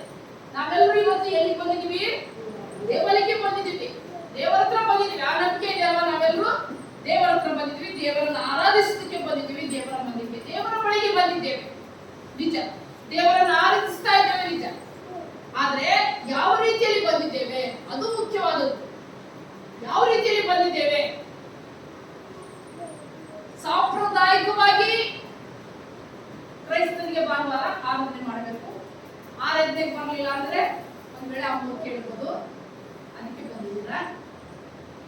ಇಲ್ಲ ದೇವರ ಭಯ, ಕಳಪ ಆರಾಧನೆಗೆ ಹೋಗಿದ್ರೆ ಇಡೀ ವಾರ ನಮ್ಗೆ ಆಶೀರ್ವಾದ ಇಲ್ಲ ಅಂತ ಬಾಯಿಗೆ ಬಂದಿದ್ದೀರ.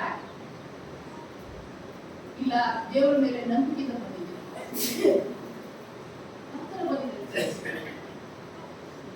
ಯಾವ ಉದ್ದೇಶಕ್ಕೆ ಚರ್ಚೆಗೆ ಬಂದಿದೆ? ಇಲ್ಲಿ ನಾವು ನೋಡುವಾಗ ನಾವು ಓದಿದಂತ ಯಾವುದು ಯೆಶಾಯನ ಪ್ರವಚನ ಗ್ರಂಥದಲ್ಲಿ ಅಲ್ಲಿ ಒಬ್ಬ ಕೋರೇಶ ಎಂಬ ಅರಸನ ಬರ್ತಾನೆ. ಕೋರೇಶ ಎಂಬ ಅರಸ, ಅವನು ಅನ್ಯ ಜನಾಂಗದ. ಯಾರು? ಕೋರೇಶ ಇಸ್ರಾಯೇಲ್ ರಾಜ ಅಲ್ಲ, ಕೋರೇಶ. ಆದ್ರೆ ದೇವರು ಅವನಿಗೆ ಹೇಳ್ತಾನೆ ಬಹಳ ಸ್ಪಷ್ಟವಾಗಿ, ನಿಮ್ಮ ಮನೆಗೆ ಹೋದಾಗ ಹೋಗಿ, ನಾನು ನಿನ್ನನ್ನು ಕರೆದಿದ್ದೇನೆ. ಇಸ್ರಾಯೇಲ್ನಲ್ಲಿ ಅರಸುಗಳಿದ್ರು, ಬಹಳ ಸಾಮಾನ್ಯ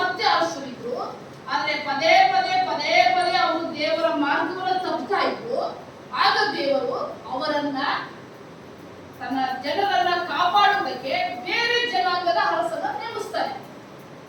ನಾವು ತಿಳ್ಕೋಬೇಕು, ನಮ್ಗೆ ನಮ್ಮವರೇ ಅರಸನಾಗಿರ್ಬೇಕು ಅಂತ ಏನಿಲ್ಲ. ದೇವರು ಯಾರನ್ನಾದ್ರೂ ಆರಿಸ್ತಾರೆ. ಯಾರು ಅವನಿಗೆ ಸರಿ ತೋರ್ತಾರೋ ಅವ್ರನ್ನ ಅದನ್ನ ಆರಿಸಿಕೊಳ್ತಾರೆ. ಸರಿ ತೋರಿಸುವವನ್ನ ಆರಿಸಿಕೊಳ್ತಾರೆ. ಎರಡನೇದಾಗಿ ಓದಿದಂತ ಅಪೊಸ್ತಲರ ಕೃತ್ಯದಲ್ಲಿ ಅಲ್ಲಿ ಯಾರು ಬರ್ತಾರೆ? ಕೊರ್ನೇಲಿಯ ಎಂಬ ಮನುಷ್ಯನ್ ಬರ್ತಾನೆ. ಆ ಕೊರ್ನೇಲಿಯನ ನೋಡಿ, ಇಲ್ಲಿ ಕೋರೇಶ, ಕೊರ್ನೇಲಿಯನು, ಕಾನ್ಯಾನ್ಯದವರು ಎಲ್ಲ ಕಾ ಕಾ ಕಾ ಇಂದ ಸ್ಟಾರ್ಟ್ ಆಗಿದೆ. 3 ಜನರು ಸಹ ಯಾರು? ಅನ್ಯ ಜನರೇ. ಯೆಹೋವ ದೇವರನ್ನ ಆರಾಧಿಸದೇ ಇರುವಂತವರು, ಯಹೂದ್ಯರಲ್ಲದವರು. ಕೋರೇಶ ಯಹೂದ್ಯನಲ್ಲ. ಇಲ್ಲಿ ಕಾನ್ಯಾನ್ಯ ಸ್ತ್ರೀ ಯಾರಲ್ಲ? ಯಹೂದ್ಯರಲ್ಲ. ಹೀಗಾಗಿ ಒಂದು ಕಾನ್ಯಾನ್ಯರೊಬ್ಬಳು, ಇನ್ನೊಂದರಲ್ಲಿ ನಾವು ನೋಡುವಾಗ ಸಿರೋಫೋನಿಕೆ ಎಂಬುದು ಹಾಗಿರ್ತದೆ. ಹೇಗೆ ಆದ್ರೆ ಆಕೆ ಅನ್ಯ ಮತಸ್ಥಳು, ಬಹಳ ಸ್ಪಷ್ಟವಾಗಿ ದೇವರ ವಾಕ್ಯ ಹೇಳ್ತದೆ. ಇಲ್ಲಿ ಕೊರ್ನೇಲಿಯನು ಏನು ಅಂತಂದ್ರೆ ಅವನು ಸೈನ್ಯದಲ್ಲಿ ಒಬ್ಬ ಸೈನ್ಯಾಧಿಕಾರಿ, ಒಳ್ಳೆಯ ಸ್ಥಾನದಲ್ಲಿ ಇದ್ದಂಥವ್ರು. ಆದ್ರೆ ಅಪೊಸ್ತಲರ ಕೃತ್ಯದಲ್ಲಿ ನೋಡುವ ಹಾಗೆ ಆತನು ಯಾರಿಗೆ ಭಯಪಡುವನಾಗಿದ್ದ? ದೇವರಿಗೆ ಭಯಪಡುವನಾಗಿದ್ದನ, ದೇವರನ್ನ ನಂಬಿದ್ದ. ಆತನು ಅನ್ಯ ಮತದವನು, ತಿಳ್ಕೊಳ್ಳಿ. ಕೋರೇಶನು ಅನ್ಯ ಮತದವನು, ಕೊರ್ನೇಲಿಯನು ಅನ್ಯ ಮತದವನು. ಆದ್ರೆ ಇಬ್ಬರು ಯಾರನ್ನ ನಂಬಿದ್ರು? ದೇವರನ್ನ ನಂಬಿದ್ರು. ಇಲ್ಲಿ ಬರುವಾಗ ನಾನು ಈ ಭಾಗವನ್ನ ಹೆಚ್ಚು ತಗೊಳ್ತೀನಿ ಗಮನ. ಇಲ್ಲಿ ಮತ್ತಾಯನ ಸುವಾರ್ತೆ 15ನೇ ಅಧ್ಯಾಯದಲ್ಲಿ ನಾವು ನೋಡುವಾಗ 21ನೇ ವರ್ಷದಿಂದ ಇಲ್ಲಿ ಬರುವಂತಹ ಯಾರು? ಒಬ್ಬ ಸ್ತ್ರೀ.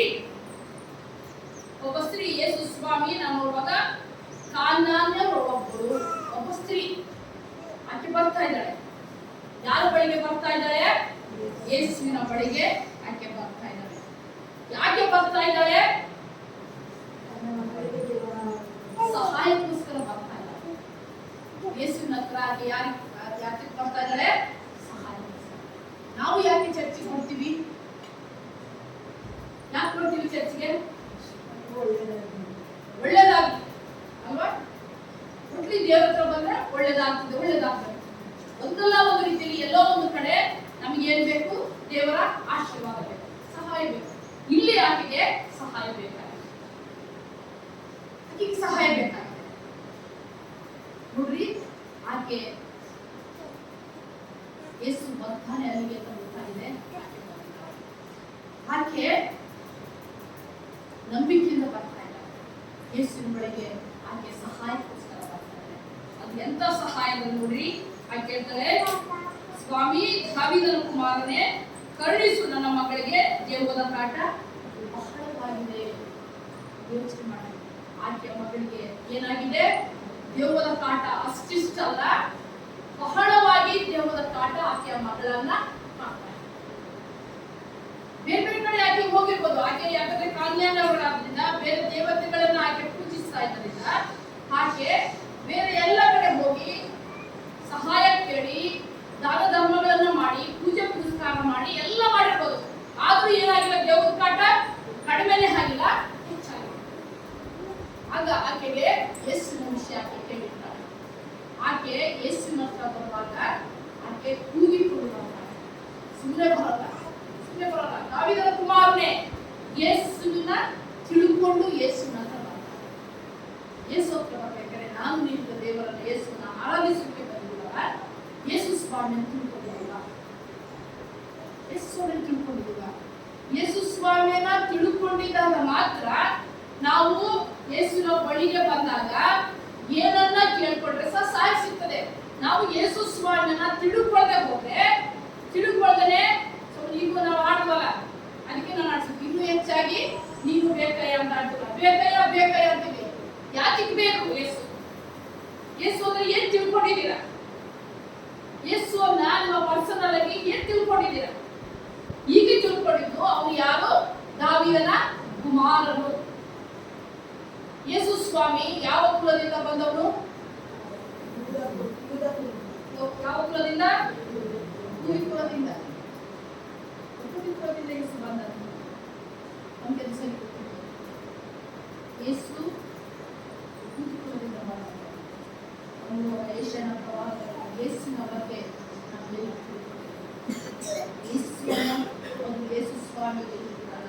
ಪ್ರಾರ್ಥನೆ ಮಾಡುವುದು, ಯೇಸು ಸ್ವಾಮಿ ಹತ್ರ ಬರುವುದು, ಯೇಸು ಯಾವ ಈಗ ತಿಳ್ಕೊಂಡಿದ್ದು ಬೇರೆಯವರು ಹಾಗೆ ಅದನ್ನು ದಾವೀದನ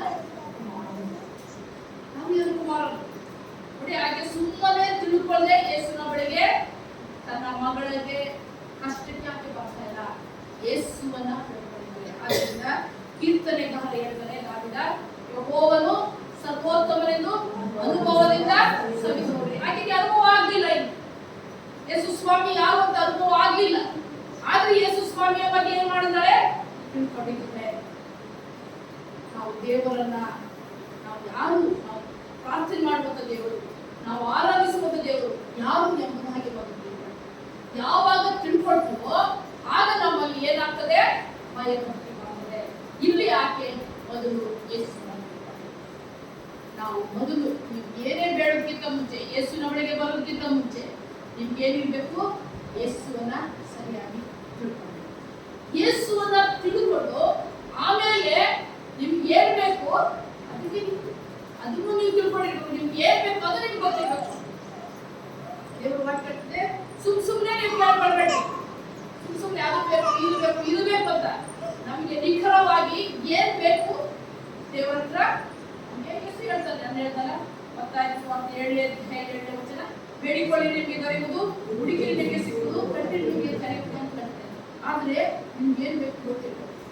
ಕೆಲಸದಲ್ಲಿ ಪ್ರಾರ್ಥನೆಯಲ್ಲಿ ನಾವು ಏನ್ ಮಾಡಿರ್ತೀವಿ, ಕನ್ಫ್ಯೂಷನ್. ನಮ್ಮ ಪ್ರಾರ್ಥನೆಯಲ್ಲಿ ನಮಗೆ ಏನಿದೆ, ಗಲಿಬಿಲಿ ಇದೆ. ನಾವು ದೇವರನ್ನ ಏನ್ ಬೇಡ್ಕೊಳ್ಬೇಕು ಅಂತ ನಮಗೆ ಗೊತ್ತಿಲ್ಲ.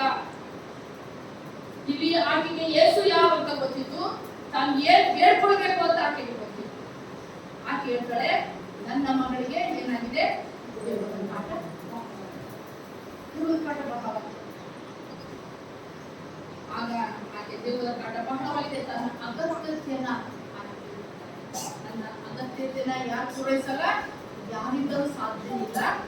ಯೇಸುವಿನ ವಿಷಯದಲ್ಲಿ ಆಕೆ ತಿಳ್ಕೊಂಡಿದ್ದಾಳೆ, ನನ್ನ ಅವಶ್ಯಕತೆಯನ್ನ ಇದನ್ನು ಪೂರೈಸ್ತಾಳೆ ಎಂಬುದಾಗಿ ಆಕೆ ಬರ್ತಾಳೆ, ಕೂಗಿಕೊಂಡು ಬರ್ತಾಳೆ. ಆದರೆ ಆತನು ಆಕೆಗೆ ಏನು ಉತ್ತರ ಕೊಡ್ಲಿಲ್ಲ. ಉತ್ತರ ಕೊಡ್ಲಿಲ್ಲ. ನೀವೇನಾದ್ರೂ ಹೇಳ್ತಾ ಇದ್ದೀರಾ, ನಾನು ಸುಮ್ಮನೆ ಇದ್ರೆ ನಿಮ್ಗೆ ಏನಾಗುತ್ತೆ? ನೀವೇನಾದ್ರೂ ನನ್ಗೆ ಹೇಳ್ತಾ ಇದ್ದೀರಾ, ನಾನು ಸುಮ್ಮನೆ ಇದ್ದೆ ನಿಮ್ಗೆ ಏನ್ ಅನ್ಸುತ್ತೆ? ಬೇಜಾರಾಗುತ್ತೆ ನೋಡ್ರಿ, ಬೇಜಾರಾಗುತ್ತೆ. ಆಮೇಲೆ ಇನ್ನೇನ್ ತಿಳ್ಕೊತಿಲ್ಲ, ಬರೇ ಬೇಜಾರಲ್ಲ. ಆಮೇಲೆ ಇನ್ನೇನು, ಯಾಕೋ ಅಮ್ಮ ನಮ್ಮ ಕಡೆ ಗಮನ ಕೊಡ್ತಾ ಇಲ್ಲ ಅದು ಗೊತ್ತಿದೆ ಮನುಷ್ಯನಿಗೆ. ನಮ್ಮ ಕಡೆ ಏನ್ ಮಾಡ್ತಾ ಇಲ್ಲ, ಅವ್ರು ಗಮನ ಕೊಡ್ತಾ ಇಲ್ಲ. ಯಾಕೋ ನಮ್ಮ ಕಡೆ ಅವ್ರಿಗೆ ಏನಿಲ್ಲ, ಇಂಟ್ರೆಸ್ಟ್ ಇಲ್ಲ, ನಮ್ಮ ಮಾತು ಕೇಳಿಸ್ಕೊಳ್ಳೋಕೆ ಇಂಟ್ರೆಸ್ಟ್ ಇಲ್ಲ, ನಮ್ಮ ಅಗತ್ಯ ನಮ್ಮನ್ನ ಮಾತಾಡ್ಸಕ್ಕೆ ಇಷ್ಟ ಇಲ್ಲ. ಇಲ್ಲಿ ಒಂದು ವೇಳೆ ಆಕೆಗೆ ಅನಿಸಿದ್ದೇನು ನಮಗೆ ಗೊತ್ತಿಲ್ಲ. ಇಲ್ಲಿ ಆಕೆ ಏನ್ ಮಾಡ್ತಾಳೆ, ಆತನ ಏನು ಉತ್ತರ ಕೊಡ್ತಾರೆ, ಸುಮ್ಮನೆ ಹೋಗ್ತಾ ಇದ್ದಾನೆ. ಆಗ ಆತನ ಶಿಷ್ಯರು ಅವ್ರು ಹೇಳ್ತಾರೆ, ನಮ್ಮ ಅನೇಕ ಸಮಯದಲ್ಲಿ ಹೇಳ್ತಾ ಇರ್ತಾರೆ, ನೋಡೇ ಆತರ ನಮ್ಗೆ ಗೊತ್ತಿರಲ್ಲ. ಕೆಲವನ್ನ ಈ ಸಭೆ ಏನ್ ನಡೀತದೆ, ಕೆಲವು ಸಮಯದಲ್ಲಿ ನಾನು ಮೈಸೂರಲ್ಲಿ ಇರ್ತೀನಿ, ನಿಮ್ಗೆ ಏನಾಗ್ತಾ ಇದೆ ಗೊತ್ತಲ್ಲ, ಯಾರಿಗೋ ಅಂತ ಗೊತ್ತಲ್ಲ. ಅದನ್ನ ಏನ್ ಮಾಡ್ಬೇಕು ನಾವು, ಹೌದಾ ಹಿಂಗಾಗಿದ್ಯಾ, ಏನೇ ಆಗುತ್ತೋ ಅಂದ್ರೆ ನಾವೇನ್ ಮಾಡ್ಬೇಕು, ಗಮನಕ್ಕೆ ತರಬೇಕು. ತೊಂದ್ರೆ ಆಯ್ತಾ, ಈ ತರ ಆಗಿದ್ಯಾ ಮತ್ತೆ ಗಮನಕ್ಕೆ ತರಬೇಕು. ಬಿಡು ಅವ್ರದೇನು ಶಿಷ್ಯರು, ದೇವರ ಮಕ್ಕಳಾಗಿ ನಾವು ಇನ್ನೊಬ್ಬರ ಅಗತ್ಯತೆ ಕಡೆ ಈ ಶಿಷ್ಯರು ಹೇಳ್ತಾ ಇದ್ದಾರೆ, ಅವ್ರು ಕೂಗಿಕೊಂಡು ಇಂಡಿಯಾ ಬರ್ತಾ ಇದ್ದಾಳೆ, ಆಕೆಯನ್ನ ಏನ್ ಮಾಡು, ಕಳಿಸ್ಬಿಡು ನೀನು ಅಂದ್ರೆ ಅವ್ರ ಅರ್ಥ, ಅವ್ರಿಗೆ ಏನ್ ಅಗತ್ಯತೆ ನೋಡ್ಬಿಟ್ಟು ಏನ್ ಮಾಡ್ಬಿಡಪ್ಪ, ಕಳಿಸ್ಬಿಡು. ಅವ್ರು ಕೂಗೋದನ್ನು ನೋಡಿ ಅವ್ರಿಗೆ ಏನಾಗಿದೆ, ದುಃಖ ಆಗಿದೆ, ಬೇಸರ ಆಗಿದೆ ಶಿಷ್ಯರಿಗೆ.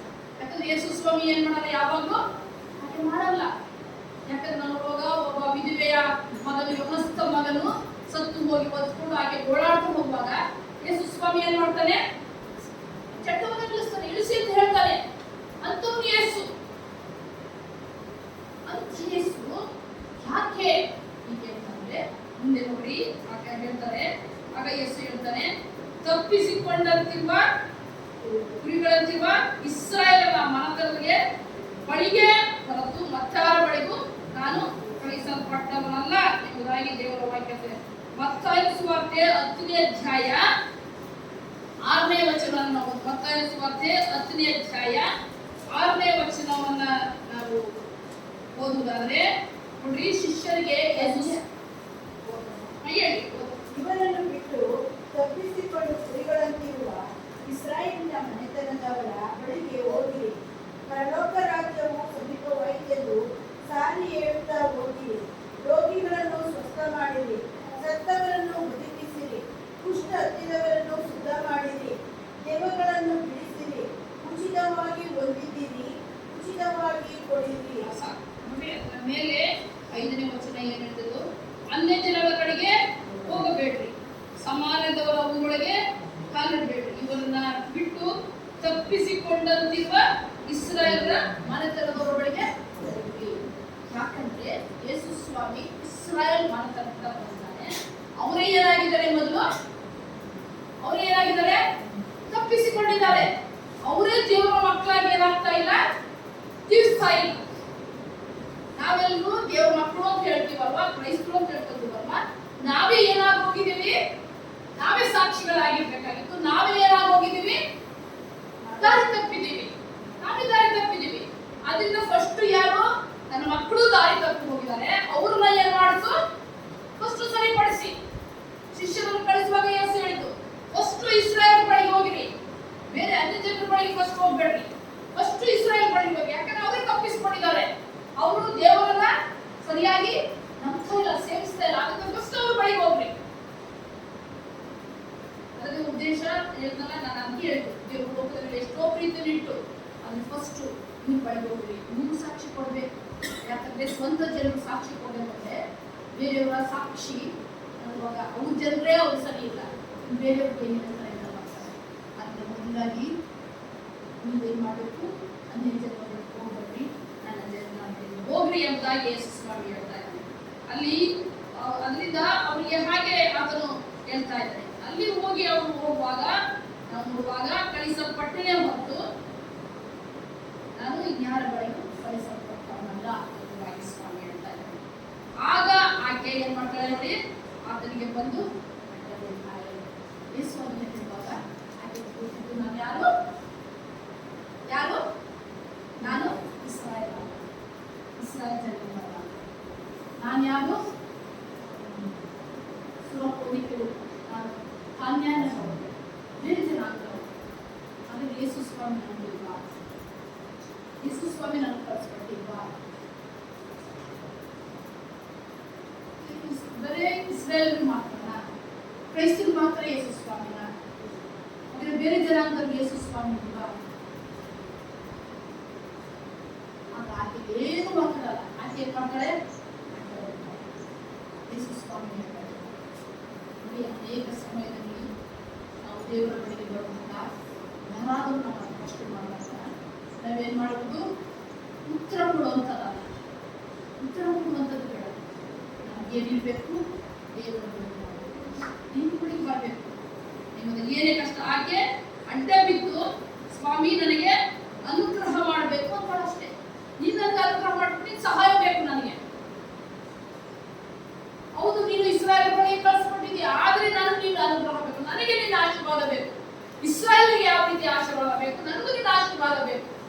ನೋಡಿ, ಆಕೆ ಆದ್ದರಿಂದ ಇವತ್ತು ಯಾರೇ ಆಗ್ಲಿ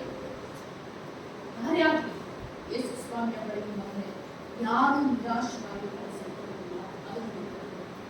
ಯಾರೇ ಆಗ್ಲಿ, ಯಾರು ನಂಬಿಕೆಯಿಂದ ನೀವು ಯೇಸು ಸ್ವಾಮಿಯನ್ನ ನಂಬಿ ಪ್ರಾರ್ಥಿಸಿದಿರೋ ನೀವು ಯಾರು ನಿರಾಶರಾಗಿ ಹೋಗುದಿಲ್ಲ. ಆದ್ರೆ ನಿಮ್ಗೆ ಏನಿರ್ಬೇಕು?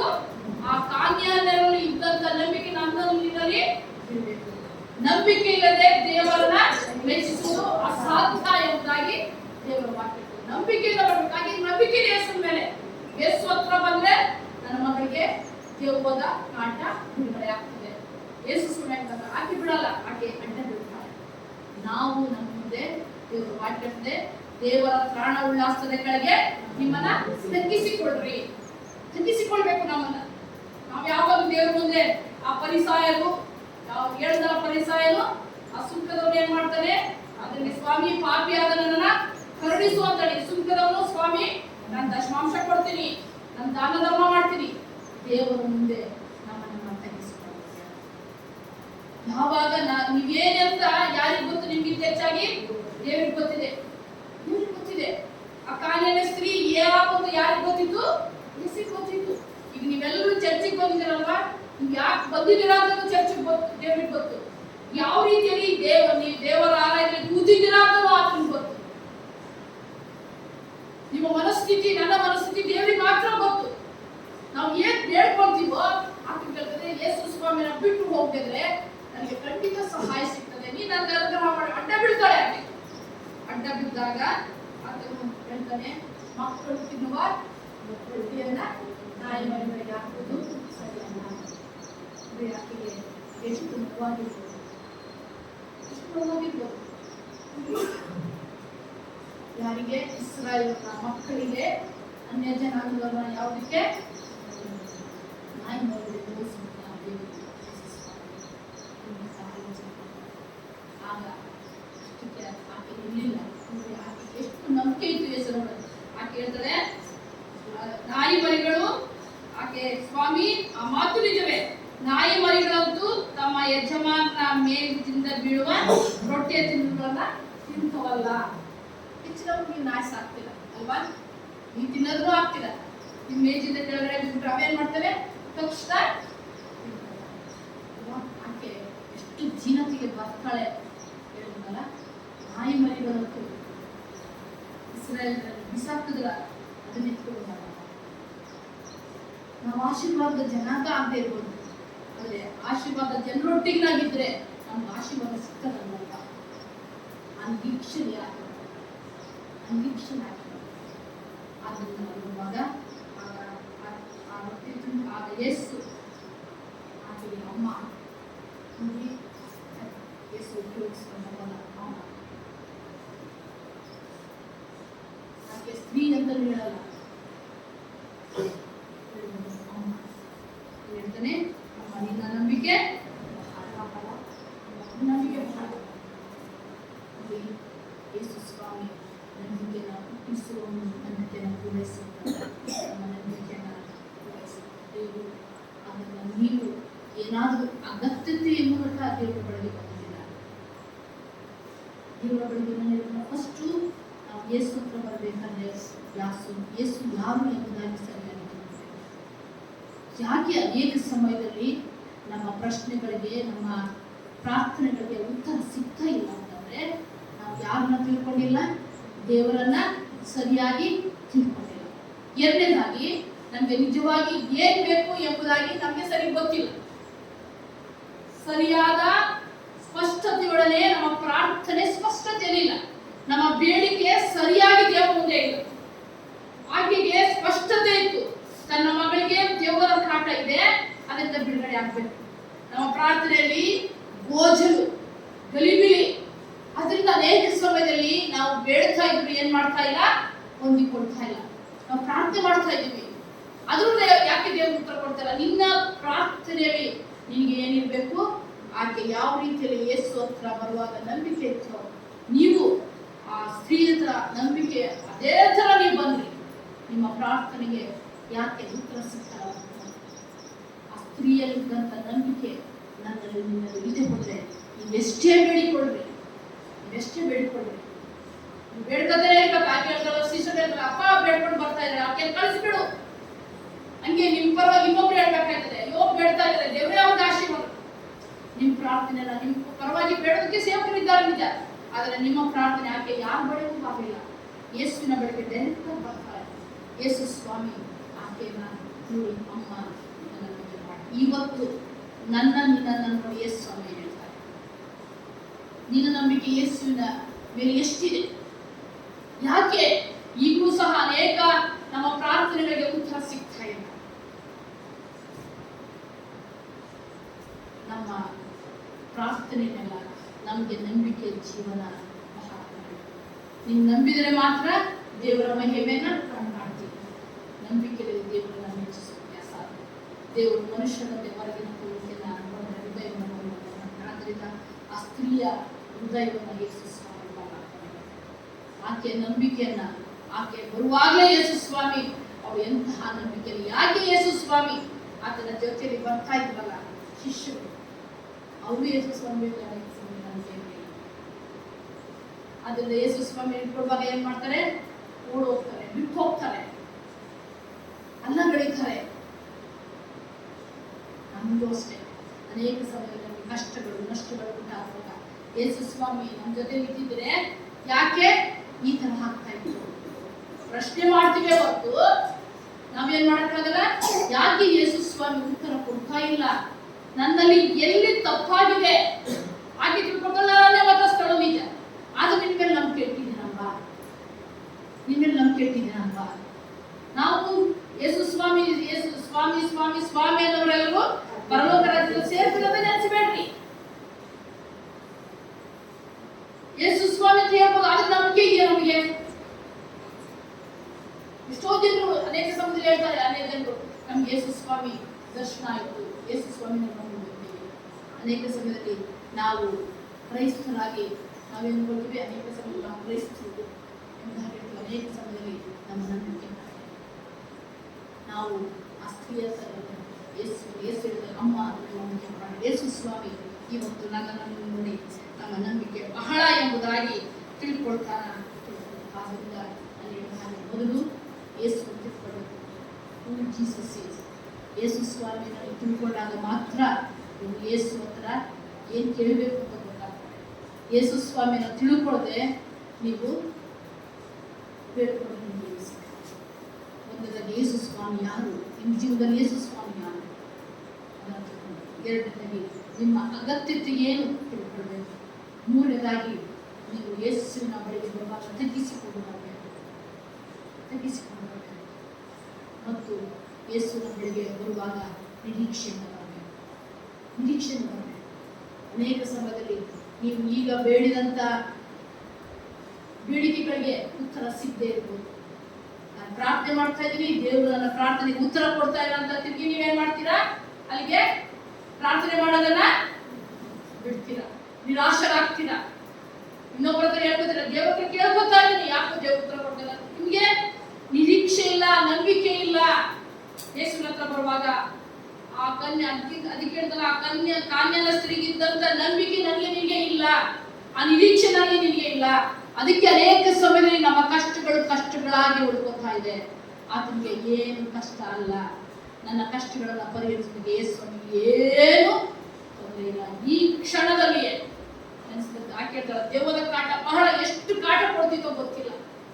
ಆ ಒಂದು ಹಿನ್ನೆಲೆ ನೋಡುವಾಗ ಬಂದ್ರೆ ಆಕೆಯನ್ನ ಉರುಳಾಡಿಸಿ ಆಕೆಗೆ ತುಂಬಾ ಚಿತ್ರಹಿಂಸೆ ಕೊಡ್ತಾ ಇದ್ದಂತೆ. ತುಂಬಾ ಚಿತ್ರಹಿಂಸೆ ಕೊಡ್ತಾ ಇದ್ದಂತೆ.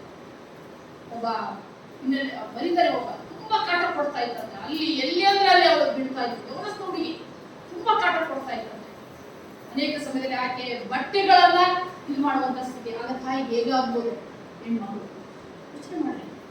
ಅಂತ ಸಮಯದಲ್ಲಿ ಆಕೆ ಅದೆಲ್ಲವನ್ನು ನೋಡಿದಂತ ತಾಯಿ, ಯಾರ ಹತ್ರನೂ ಇದ್ದೇವೆ ಯೇಸುವಿನ ಹತ್ರ. ನಮ್ಗೆ ಏನೇ ಸಂಕಟ ಇರಲಿ, ಏನೇ ಕಷ್ಟ ಇರಲಿ, ನಾವು ಯಾರ ಹತ್ರ ಬರಬೇಕು, ಯೇಸುವಿನ ಹತ್ರ ಬರಬೇಕು. ಯೇಸುವಿನ ಹತ್ರ ಬರುವುದಾದರೆ ಖಂಡಿತವಾಗಿ ಆತನ ಬಳಿಗೆ ನಿರೀಕ್ಷೆಯಿಂದ ನಂಬಿಕೆಯಿಂದ ಬರುವುದಾದರೆ ಯೇಸು ನಮ್ಮ ಕಷ್ಟಗಳನ್ನು ಪರಿಹರಿಸ್ತಾನೆ. ಮತ್ತು ಆತನು ಹೇಳುವಂಥದ್ದು, ಅಮ್ಮ ನಿನ್ನ ಮನಸ್ಸಿನಂತೆ ನಿನ್ಗೆ ಆಗಲಿ, ನೀನು ಏನು ನೆನೆಸ್ಕೊಂಡು ಬಂದಿದೀಯಮ್ಮ ಹಾಗೆ. ಯೇಸು ಸ್ವಾಮಿ ಬಳಿಗೆ ಬರಬೇಕಾದ್ರೆ ಏನು ಬೇಡ, ಯಾವ ಯೋಗ್ಯತೆ, ಯಾವ ಸರ್ಟಿಫಿಕೇಟ್ ಬೇಡ. ಯೇಸು ಸ್ವಾಮಿ ಹತ್ರ ಬರಬೇಕಾದ್ರೆ ನೀವು ಯಾವ ಧರ್ಮದಿಂದ ಬಂದಿರ, ಯಾವ ಕನ್ವರ್ಟ್ ಆಗಿದ್ದೀರಾ, ಎಲ್ಲಿಂದ ಬಂದ್ರೆ ಯಾವ ಯೋಗ್ಯತೆನೂ ಯೇಸು ಸ್ವಾಮಿಗೆ ಬೇಡ. ಯೇಸು ಸ್ವಾಮಿಗೆ ಇರ್ಬೇಕಾಗಿದ್ದೇನು ನಂಬಿಕೆ ಅಷ್ಟೇ. ನಂಬಿಕೆ, ನಿಮ್ ನಂಬಿಕೆ ನೋಡ್ತಾ ಇದ್ದಾನೆ, ಇನ್ಯಾವುದನ್ನು ಯೇಸು ನೋಡ್ತಾ ಇಲ್ಲ. ಇವತ್ತು ನೀವು ಸಹ ಆ ನಂಬಿಕೆಯಿಂದ ಯಾವ ಯೋಗ್ಯತೆ ಬೇಡ, ನೀನು ಎಷ್ಟು ಏನು. ಆ ಕೊರ್ನೇಲಿಯನು ಆತನ ಏನ್ ಮಾಡ್ತಾ ಇದ್ದೆ, ದೊಡ್ಡ ಸೇನಾಧಿಪತಿ, ಆತನಿಗೆ ದರ್ಶನ ಆಗ್ತದೆ. ನನಗೆ ಹೆಚ್ಚು ಅವನ ಹತ್ರ ಹೋಗ್ಲಿಲ್ಲ. ಆತನು ದೊಡ್ಡ ಸೇನಾಧಿಪತಿ ಆದರೂ ಪೇತ್ರನಿಗೆ ದರ್ಶನ ಆಗ್ತದೆ. ನೀನು ಹೋಗ ಅಲ್ಲಿಗೆ. ಅಲ್ಲಿ ಪೇತ್ರ ಅಂತಾರೆ, ಅದಕ್ಕೆ ದರ್ಶನ ಆಗ್ತದೆ. ಅಲ್ಲಿ ಹೊಲಸು ಎಲ್ಲ ಇರ್ತದೆ. ಸ್ವಾಮಿ ನಾನು ಹೊಲಸು ತಿನ್ನಲ್ಲಪ್ಪ, ಯಾಕಂದ್ರೆ ಹುದ್ದರಿಗೆ ಅದಕ್ಕೆ ಇಂಥ ಪದಾರ್ಥಗಳ ತಿನ್ನಬಾರ್ದು, ಇದನ್ನು ಹೊಲಸು ಇನ್ನೊಬ್ಬರೊಟ್ಟಿಗೆ ನಾವು ಬೆರೀಬಾರ್ದು. ದೇವರು ಶುದ್ಧ ಮಾಡಿದ್ದನ್ನ ನೀನು ಹೊಲೆ ಅಂತ ಯಾಕೆ ಹೇಳ್ತೀಯ? ದೇವ್ರು ಶುದ್ಧ ಮಾಡಿದ ಎಲ್ಲ ನಾನು ಶುದ್ಧ ಮಾಡಿದ, ನೀನ್ ಯಾರು ಹೊಲೆ ಅಂತ ಹೇಳಕ್ಕೆ? ನೀನು ನನ್ನ ಸೃಷ್ಟಿ, ನೀನು ಹೋಗ್ಬೇಕು ಅವ್ರ ಜೊತೆ, ಹೋಗ್ ನೀನು. ಅವನು ಅವ್ರ ಜೊತೆಗೆ ಹೋಗ್ತಾನೆ. ಪೇತ್ರ ಅಲ್ಲಿ ನಾವು ನೋಡುವಾಗ ಆ ಕೊರ್ನೇಲಿಯನಿಗೆ ಅವನು ಅನ್ಯ ಜನರನ್ನು ನೀವು ಓದಿನಲ್ಲ, ಅವ್ನು ಪ್ರಾರ್ಥನೆ ಮಾಡುವಾಗ ಯಾರು ಕಾಣಿಸ್ಕೊಡ್ತಾರೆ? ದೇವ್ರ ಹತ್ರ ಕಾಣಿಸ್ಕೊಡ್ತಾರೆ. ಮನೆಗೆ ಹೋಗುವ ದೇವ್ರ ಹತ್ರ ಕಾಣಿಸ್ಕೊಡ್ತಾರೆ. ನಮ್ಮ ಪ್ರಾರ್ಥನೆಯಲ್ಲಿ ದೇವ್ರ ಹತ್ರ ಕಾಣಿಸ್ಕೊಡ್ತಾರೆ. ಅನ್ಯ ಮತಸ್ಥನ ಅವನು, ಇನ್ನು ದೀಕ್ಷಾಸ್ಥನಾಗಿಲ್ಲ, ಯೇಸು ಸ್ವಾಮಿ ನಂಬಿಕೆ ಇಟ್ಟಿದ್ದಾನೆ ಅಷ್ಟೇ. ಆತನು ಯೇಸು ಸ್ವಾಮಿಯ ಮೇಲೆ ನಂಬಿಕೆ ಇಟ್ಟು ಪ್ರಾರ್ಥನೆ ಮಾಡುವಾಗ ಆತನು ಕಾಣಿಸಿ ಮಾತಾಡ್ತಾರೆ. ನಾನು ನಂಬಿಕೆ ಇಟ್ಟು ಪ್ರಾರ್ಥನೆ ಮಾಡುವಾದ್ರೆ ನನಗೂ ದೇವರು ಕಾಣಿಸ್ಕೊಂಡು ಇನ್ನೇನು ಮಾಡ್ಬೇಕಂತ ನನಗೆ ನಿಮಗೆ ಮಾರ್ಗದರ್ಶನ ಮಾಡ್ತಾರೆ. ಆದರೆ ನಮಗೇನಿಲ್ಲ, ನಂಬಿಕೆ ಇಲ್ಲ. ನಂಬಿಕೆ ಇಲ್ಲ ದೇವರು. ಯಾವಾಗ ನಂಬಿಕೆ ಇರೋದು ನಾವು ಎಷ್ಟೇ ಪ್ರಾರ್ಥನೆ ಮಾಡೋದು, ಏನೇ ಆಚಾರ ವಿಚಾರ ಮಾಡೋದು, ನಮ್ಮ ಪ್ರಾರ್ಥನೆಗಳಿಗೆ ಉತ್ತರ ಸಿಗ್ತದೆ. ಆಮೇಲೆ ಅದು ಯೇಸು ಹೇಳ್ತಾನೆ, ನಿನ್ನ ನಂಬಿಕೆ ಬಹಳ, ನಿನ್ನ ಮನಸ್ಸಿನಂತೆ ಆಗಬೇಕು. ಅದೇ ಗಳಿಗೆ ಆಕೆ ಮಗಳು ಎಷ್ಟು ಸ್ಪಷ್ಟವಾಗಿ ಪ್ರಾರ್ಥನೆಗೆ ತಡ ಮಾಡಿ ದೇವರು ಏನ್ ಮಾಡ್ತಾನೆ? ಆಕೆ ಎಷ್ಟೋ ದಿನದ ಬೇರೆ ಬೇರೆ ಡಾಕ್ಟರ್ ಹೋಗಿದ್ದಾಳೆ, ಬೇರೆ ಬೇರೆ ದುಡ್ಡೆಲ್ಲ ಖರ್ಚು ಮಾಡಿದ್ದಾಳೆ, ಎಲ್ಲಿಯೂ ಗುಣ ಆಗಲಿಲ್ಲ. ಆದರೆ ಯೇಸುವಿನ ಹತ್ರ ಬಂದಾಗ ಅಷ್ಟೇ, ಯೇಸು ಆಕೆಯ ಮುಖ್ಯ ಇಲ್ಲ. ಅವರ ತಾಯಿ ನಂಬಿಕೆ ನೋಡಿ, ಅಮ್ಮ ನಿನ್ನ ಮಾತಿನಂತೆ ನೀವು ಏನು ಅಂದ್ಕೊಂಡು ಬಂದಿದ್ದ ಅದಾಗ್ಲಿ ಹೋಗಮ್ಮ. ನೋಡ್ರಿ, ಯಾವಾಗ ನೀವು ನಂಬಿಕೆಯಿಂದ ದೇವರ ಬಳಿ ಬರ್ತೀವಿ, ಈ ಚರ್ಚಿಗೆ ನಂಬಿಕೆಯಿಂದ ಬರ್ತೀವಿ, ನೀವು ಯಾವ ನಂಬಿಕೆಯಿಂದ ಚರ್ಚಿಗೆ ಬಂದಿರ್ತೀರೋ ಆ ನಂಬಿಕೆಯಲ್ಲಿ ದೇವರು ನಿಮ್ಮನ್ನು ಆಶೀರ್ವಾದ ಮಾಡ್ತಾರೆ. ನಂಬಿಕೆಯಲ್ಲದೆ ನೀವು ದೇವರ ಹತ್ರ ಬಂದರು, ನಾನು ಎಷ್ಟು ನಿಮಗೋಸ್ಕರ ಪ್ರಾರ್ಥನೆ ಮಾಡಿದ್ರು, ಬೇರೆಯವರು ಎಷ್ಟೋ ಪ್ರಾರ್ಥನೆ ಮಾಡಿದ್ರು, ಯಾವುದೇ ಚರ್ಚ್ಗೆ ಹೋಗಿ ನೀವು ಪ್ರಾರ್ಥನೆ ಮಾಡಿಸ್ಕೊಂಡ್ರು ನಿಮ್ಗೆ ಏನೋ ಬಿಡುಗಡೆ ಸಿಕ್ಕಲ್ಲ. ಎಷ್ಟು ಕಾಣಿಕೆ ಹಾಕುವುದ್ರು ನಿಮಗೆ ಬಿಡುಗಡೆ ಸಿಕ್ಕಲ್ಲ. ಈಗ ಹೇಳ್ತೀನಿ, ಯಾವ ದೊಡ್ಡ ಪಾಸ್ಟರು ಅವರು ಇವರು ಅಲ್ಲೋ ಎಲ್ಲೂ ಸಿಕ್ಕಲ್ಲ. ನಿಮ್ ನಂಬಿಕೆಗೆ ಪ್ರತಿಫಲ, ನಿಮ್ ನಂಬಿಕೆಗೆ ಪ್ರತಿಫಲ. ನೀವು ನಮ್ಮ ಕಣ್ಕವ್ರಿ ಆ ಸ್ತ್ರೀ ಬಂದ ಹಾಗೆ ಮಾತಾಡ್ಬೇಕು, ನನ್ನ ಕಷ್ಟ ಹಿಂಗಿದೆ, ನಿಮ್ಗೆ ಸಹಾಯ ಮಾಡುದು. ನಂಬಿಕೆ ಇದ್ರೆ ಕೇಳ್ಕೊಳ್ರಿ, ನಿಮ್ಮ ಕಷ್ಟಗಳು, ನಿಮ್ಮ ನೋವುಗಳು, ನಿಮ್ಗೆ ಏನ್ ಸಹಾಯ ಬೇಕಾದ್ರೂ ಸಿಗದಿದ್ರೆ ಆಮೇಲೆ ನನ್ನ ಪ್ರಶ್ನೆ ಮಾಡಿ. ಆದ್ರಿಂದ ಹೋಗಿ ಮತ್ತೊಮ್ಮೆ ಅಪೊಸ್ತಲರ ಕೃತ್ಯಗಳು ಮತ್ತು ಈ ಮತ್ತಾಯನ ಸುವಾರ್ತೆ, ಆ ಸ್ತ್ರೀಯಲ್ಲಿ ಇದ್ದಂಥ ನಂಬಿಕೆ ಇವತ್ತು ನನ್ನಲ್ಲಿ ನಂಬಿಕೆ.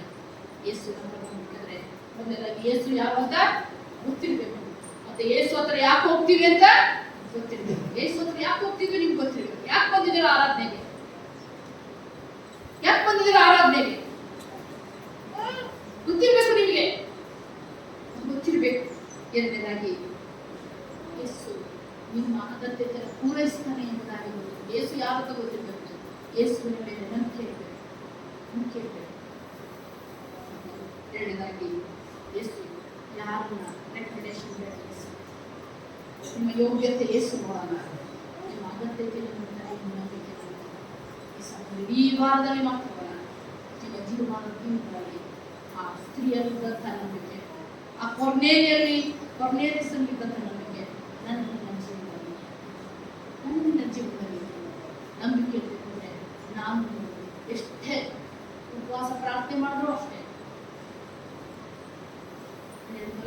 ಎಲ್ಲಿಗೆ ಅರ್ಕೆ ಹೊತ್ಕೊಂಡ್ರು ಅಷ್ಟೇ, ನಂಬಿಕೆ ನಿನ್ನ ನಂಬಿಕೆ ಬಹಳ. ಇವತ್ತು ನಿನ್ನ ನಂಬಿಕೆ ವಿಷಯದಲ್ಲಿ ಯೇಸು ಸ್ವಾಮಿ ನಿಮ್ಮ ನಂಬಿಕೆ ಏನು? ಯೇಸುವಿನ ವಿಷಯದಲ್ಲಿ ನಿನ್ನ ವಿಷಯದಲ್ಲಿ ಇವತ್ತು ನೀನು ಯೇಸು ಹತ್ರ ಬಂದೆ, ಯೇಸು ನಿನ್ನ ಬಗ್ಗೆ ನನ್ನ ಬಗ್ಗೆ ಏನು ಹೇಳ್ತಾರೆ ಯೋಚನೆ ಮಾಡಿಕೊಳ್ಳೋಣ. ಯೇಸು ಸ್ವಾಮಿ ಬಳಿಗೆ ನಾನು ಬಂದೆ, ಇವತ್ತು ನನ್ನ ವಿಷಯದಲ್ಲಿ ಯೇಸು ಏನು ಹೇಳ್ತಾರೆ? ನೀನು ಏನೋ ಒಂದು ವಿಗ್ರಹ ತಕೊಂಡು ಬಂದೆ ಯೇಸು ಹತ್ರ, ಯೇಸು ನಿನ್ನ ಬಗ್ಗೆ ಏನು ಹೇಳ್ತಾರೆ ಅದನ್ನು ಆಲೋಚನೆ ಮಾಡಿಕೊಳ್ಳೋಣ. ನಾವು ನಂಬಿಕೆಯನ್ನು ಹುಟ್ಟಿಸುವನು, ನಂಬಿಕೆಯನ್ನು ಪೂರೈಸುವನು ಆದ ಯೇಸು ಬಳಿಗೆ ನಂಬಿಕೆಯಿಂದ ಬರೋಣ. ನಮ್ಮ ಅಗತ್ಯತೆ ಹತ್ರ ಮುಂದೆ ಇಡೋಣ, ನಿರೀಕ್ಷೆ ಇಡೋಣ. ದೇವರು ಯಾರನ್ನ ನಮ್ಮ ಯೋಗ್ಯತೆ ಅನುಸಾರವಾಗಿ ದೇವರು ನೋಡಲ್ಲ. ಮನುಷ್ಯರು ನೋಡ್ಬೋದು ಅಷ್ಟೇ, ನಮ್ಮ ಈ ಲೋಕದ ಎಲ್ಲ ಸ್ಥಿತಿಗತಿಯನ್ನು ಮನುಷ್ಯರು ನೋಡಿ ನಮ್ಮ ನಡೆಯಬಹುದು. ಆದರೆ ಯೇಸು ನೋಡುವಂಥದ್ದು ನಿನ್ನ ಹೃದಯ, ನಿನ್ನ ನಂಬಿಕೆ ಮಾತ್ರ. ಅಮ್ಮ ನಿನ್ನ ನಂಬಿಕೆ ಬಹಳ. ಇವತ್ತು ನಾನು ನೀವು ಹೋಗ್ಬೇಕಂದ್ರೆ ಯೇಸು ಸ್ವಾಮಿ ನನ್ನನ್ನು ನಂಬಿಕೆ ಬೇಕಾದ್ರೆ ಅಮ್ಮ ನಿನ್ನ ನಂಬಿಕೆ ಬಹಳ. ನೀನು ಹೋಗು, ನಿನ್ನ ಮಾತಿನಂತೆ ನಿಮ್ಗೆ ಹೋಗಮ್ಮ. ಆ ಆಶೀರ್ವಾದನ ಹೊಂದಿಕೊಂಡು ಹೋಗುವುದಕ್ಕೆ ನಮಗೆ ನಿಮಗೆ ಶಕ್ತಿ ಇದೆ. ಆಲೋಚನೆ ಮಾಡೋಣ. ಒಂದು ವೇಳೆ ನಂಬಿಕೆಯಲ್ಲಿ ಅಪನಂಬಿಕಸ್ಥರಾಗಿದ್ದಾರೆ, ನಮಗೆ ನಂಬಿಕೆ ಕಡಿಮೆಯಾಗಿದ್ದು ಸಹಾಯ ಮಾಡು ಎಂಬುದಾಗಿ ಅವತ್ತು ಆ ತಂದೆ ಕೇಳ್ಕೊತಾರೆ. ನನ್ನ ನಂಬಿಕೆ ಒಂದು ವೇಳೆ ಕಡಿಮೆ ಆಗಿದ್ರೆ ಸಹಾಯ ಮಾಡೋದು ಕೇಳ್ಕೊಳ್ಳಿ. ಒಂದು ವೇಳೆ ನನಗೆ ನಿಮಗೆ ನಂಬಿಕೆ ಕಡಿಮೆ ಆಗಿದೆ, ದೇವರು ಕೇಳ್ಕೊಳ್ಳಿ. ಆ ತಾಯಿ ತನ್ನ ಮಗಳಿಗೋಸ್ಕರ ಕೇಳ್ಕೊಂಡು ಹಾಗೆ ಇವತ್ತು ನೀವು ಯಾವ ಯಾವ ನಂಬಿಕೆಯಿಂದ ಕೇಳ್ಕೊಳ್ಳಿ. ಖಂಡಿತವಾಗಿ ದೇವರು ನಿಮ್ಮ ಎಲ್ಲ ಬೇಡಿಕೆಗಳನ್ನು ಈಡೇರಿಸ್ತಾನೆ. ಏನಿದ್ರೆ ನಂಬಿಕೆ ಇದ್ರೆ, ನಂಬಿಕೆ ಇದ್ದರೆ ಏನೂ ಆಗಲ್ಲ. ಹೀಗೆ ಹೋಗ್ತಾ ಇರ್ತೀವಿ, ಜೀವನ ಪರ್ಯಂತ ಹೀಗೆ ಹೋಗ್ತೀವಿ. ನಂಬಿಕೆ ಇಲ್ಲದೆ ದೇವರನ್ನು ಮೆಚ್ಚಿಸುವುದು ಸಾಧ್ಯ. ದೇವರು ಆಶೀರ್ವಾದ ಕೃಪೆಯುಳ್ಳ ದೇವರೇ, ನೀನು ಆರೈಕೆ ಬರುವ ಹಾಗೆ ನಮ್ಮೆಲ್ಲರನ್ನು ನಡೆಸಲಿಸ್ತೀವಿ ಸ್ವಾಮಿ. ಮಗನಿಗೆ ದರ್ಶನ ಕೊಟ್ಟ ಹಾಗೆ ಆ ಸ್ತ್ರೀಯನ್ನ, ಆಕೆ ನಂಬಿಕೆಯನ್ನ, ಆಕೆ ಹೃದಯವನ್ನ ನೋಡಿದಂತ ಸ್ವಾಮಿ, ನಮ್ಮೆಲ್ಲರ ಹೃದಯವನ್ನ ನುಡಿಸುವಂತವರಾಗಿದೆಯಲ್ಲ ಸ್ವಾಮಿ. ನಮ್ಗೆ ನಂಬಿಕೆ ಕಡಿಮೆ ಆಗಿದ್ರು ಸಹಾಯ ಮಾಡಿ. ಆ ನಂಬಿಕೆಯಲ್ಲಿ ನಾವು ಬೆಳೆಯುವ ಹಾಗೆ, ಆ ನಂಬಿಕೆಯಲ್ಲಿ ನಾವು ಹೆಚ್ಚುವ ಹಾಗೆ, ನಂಬಿಕೆ ನಮ್ಮ ಕುಟುಂಬಕ್ಕೆ ಬಿಡುಗಡೆಯನ್ನ, ಸ್ವಸ್ಥತೆಯನ್ನ, ಆಶೀರ್ವಾದವನ್ನು ಕೊಡುವಂತಹ ನಂಬಿಕೆಯಾಗಿ ನಮ್ಮ ನಂಬಿಕೆ ಹೆಚ್ಚಲಿಕ್ಕಾಗದೆ ಸಹಾಯ ಮಾಡಿ. ಯೇಸುಗೋಸ್ಕರ ಪ್ರಾರ್ಥನೆ ಕೇಳುತ್ತೇವೆ. ಆಮೆನ್.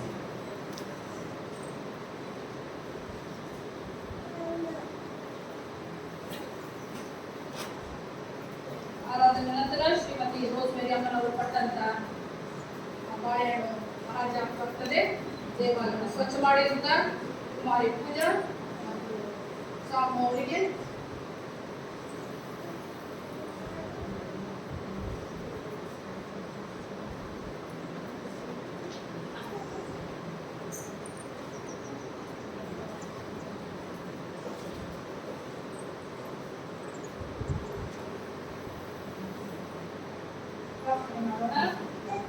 ನಮ್ಮನ್ನು ಬಹಳವಾಗಿ ಪ್ರೀತಿ ಮಾಡುವಂತ ಲೋಕರಕ್ಷಕನಾದ ಯೇಸು ಸ್ವಾಮಿಯ ತಂದೆಯ ದೇವರೇ, ಅಮ್ಮ ನಿನ್ನ ನಂಬಿಕೆಯೇ ನಿನ್ನ ಸ್ವಸ್ಥ ಮಾಡಿದ್ದು ಸಮಾಧಾನ. ವಿಶೇಷವಾಗಿ ಕಾಂತಮ್ಮನವರ ನಿನ್ನ ಬಳಿಗೆ ತರ್ತೇನೆ ಸ್ವಾಮಿ. ಹಿರಿಯರು ಅವರ ಜೀವನ ನಿನಗೆ ಗೊತ್ತದೆ ಸ್ವಾಮಿ. ನಿವೃತ್ತಿ ಜೀವನದಲ್ಲಿ ಬೇಕಾದಂತ ಆರೋಗ್ಯವನ್ನ ಕೊಟ್ಟಿದ್ದಿ ಸ್ತೋತ್ರ. ನಿನ್ನನ್ನು ಆದುಕೊಳ್ಳುವ ಹಾಗೆ ನಡೆಸ್ತಾ ಇದ್ದೀ ಸ್ತೋತ್ರ ಸ್ವಾಮಿ. ವಿಶೇಷವಾಗಿ ಅವರಿಗೆ ಕೆಲವು ಹೋರಾಟಗಳಿದೆ, ಅವುಗಳಿಂದ ನೀನು ಬಿಡುಗಡೆಯನ್ನ ಕೊಟ್ಟು ಅವರ ನಂಬಿಕೆಯನ್ನ ಇನ್ನೂ ಹೆಚ್ಚಾಗಿ ಬಲಪಡಿಸಿ, ನನ್ನ ಸ್ವಾಮಿ ನನ್ನನ್ನು ಕೈ ಬಿಡುವುದಿಲ್ಲ ಎಂಬ ನಿರೀಕ್ಷೆಯಲ್ಲಿ ಅವರು ಬಂದಿದ್ದಾರಲ್ಲ ಸ್ವಾಮಿ. ಅವರ ನಂಬಿಕೆಯೇ ಅವರನ್ನ ಎಲ್ಲ ರೀತಿಯ ಕಷ್ಟಗಳಿಂದ ಬಿಡಿಸ್ಲಿಕ್ಕೆ ಆಗುವ ಸಹಾಯ ಮಾಡು. ವಿಶೇಷವಾಗಿ ಬಾಬುಗೆ ಬೇಕಾದಂತ ಆಶೀರ್ವಾದವನ್ನ ನೀನು ಅದರ ಭವಿಷ್ಯತನ್ನ ರೂಪಿಸು ಎಂಬುದಾಗಿ ಬೇಡ್ತೇವೆ. ನಿನ್ನ ಕೃಪೆ ಕಾಂತಮ್ಮ ಊರಿಗೆ ಹೋಗುವಾಗ ಅವರ ಪ್ರಯಾಣದಲ್ಲಿ ಅವರಿಗೆ ಸುರಕ್ಷತೆಯನ್ನು ಕೊಡು. ಅವರು ಬಿಟ್ಟು ಹೋಗುವಂತ ಮನೆ ಸುತ್ತಲೂ, ಬಾವಿನ ಸುತ್ತಲೂ ನಿನ್ನ ಪರಿಶುದ್ಧ ದೇವರ ಪಟ್ಟಂತ ಮಗಳು, ಅಡಿಯ ಮೊಮ್ಮಕ್ಕಳು, ಅವರ ಕುಟುಂಬವನ್ನು ಆಶೀರ್ವಾದ ಮಾಡು. ಅವರು ದೇವಾಲಯದ ನಿನಗೆ ಪಟ್ಟಂತ ಕಾಣಿಕೆಯನ್ನು ನೀನು ಪಾವನ ಮಾಡು, ಆಶೀರ್ವಾದ ಮಾಡು. ನಿನ್ನ ಕೃಪೆ ಅವರೊಂದಿಗೆ ನಿರಂತರವಾಗಿ ಸ್ವಾಮಿ.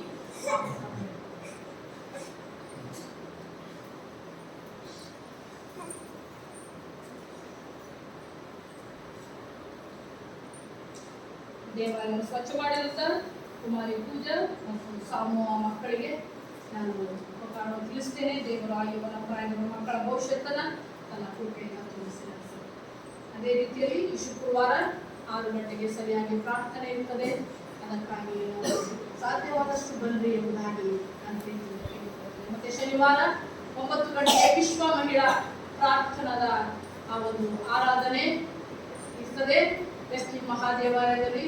ಶನಿವಾರ 9 ಗಂಟೆಗೆ ನಮ್ಮ ಸಭೆಯ ಮಹಿಳೆಯರು ಆದಷ್ಟು ಆ ಒಂದು ಕಾರ್ಯಕ್ರಮದಲ್ಲಿ ವಿಶ್ವ ಮಹಿಳಾ ಪ್ರಾರ್ಥನಾ ಕೂಟದಲ್ಲಿ ಭಾಗಿಗಳಾಗಬೇಕಾಗಿ ನಿಮ್ಮನ್ನ ಪ್ರೀತಿಯಿಂದ ಕೇಳಿಕೊಳ್ತೇನೆ. ಮತ್ತು ಕಳೆದ ವಾರ ಅನೌನ್ಸ್ ಮಾಡಿದಾಗೆ ಬೈಬಲ್ ಎಕ್ಸಿಬಿಷನ್ ಬಾತರೋಮಾಯ ದೇವಾಲಯದ ಆವರಣದಲ್ಲಿ ನಡೆಸಲ್ಪಡ್ತಾ ಇದೆ. ಇವತ್ತು ಕೊನೆಯ ದಿನ ಹೋಗುವಂತವರು ಬೈಬಲ್ ಸೊಸೈಟಿಯ ಆ ವಸ್ತು ಪ್ರದರ್ಶನದಲ್ಲಿ, ಬೈಬಲ್ ಪ್ರದರ್ಶನದಲ್ಲಿ ಭಾಗಿಗಳಾಗಿ ನಿಮಗೆ ಬೇಕಾದದನ್ನ ಈ ಎಲ್ಲ ವಿಷಯವನ್ನ ನಿಮ್ಮ ಗಮನಕ್ಕೆ ಕೊನೆಯದಾಗಿ ನಾವು ಎದ್ದು ನಿಂತುಕೊಂಡು ಹಾಡುವಂತ ಸಂಗೀತದಲ್ಲಿ 106ನೆಯ ಸಂಗೀತವನ್ನು ಹಾಡೋಣ.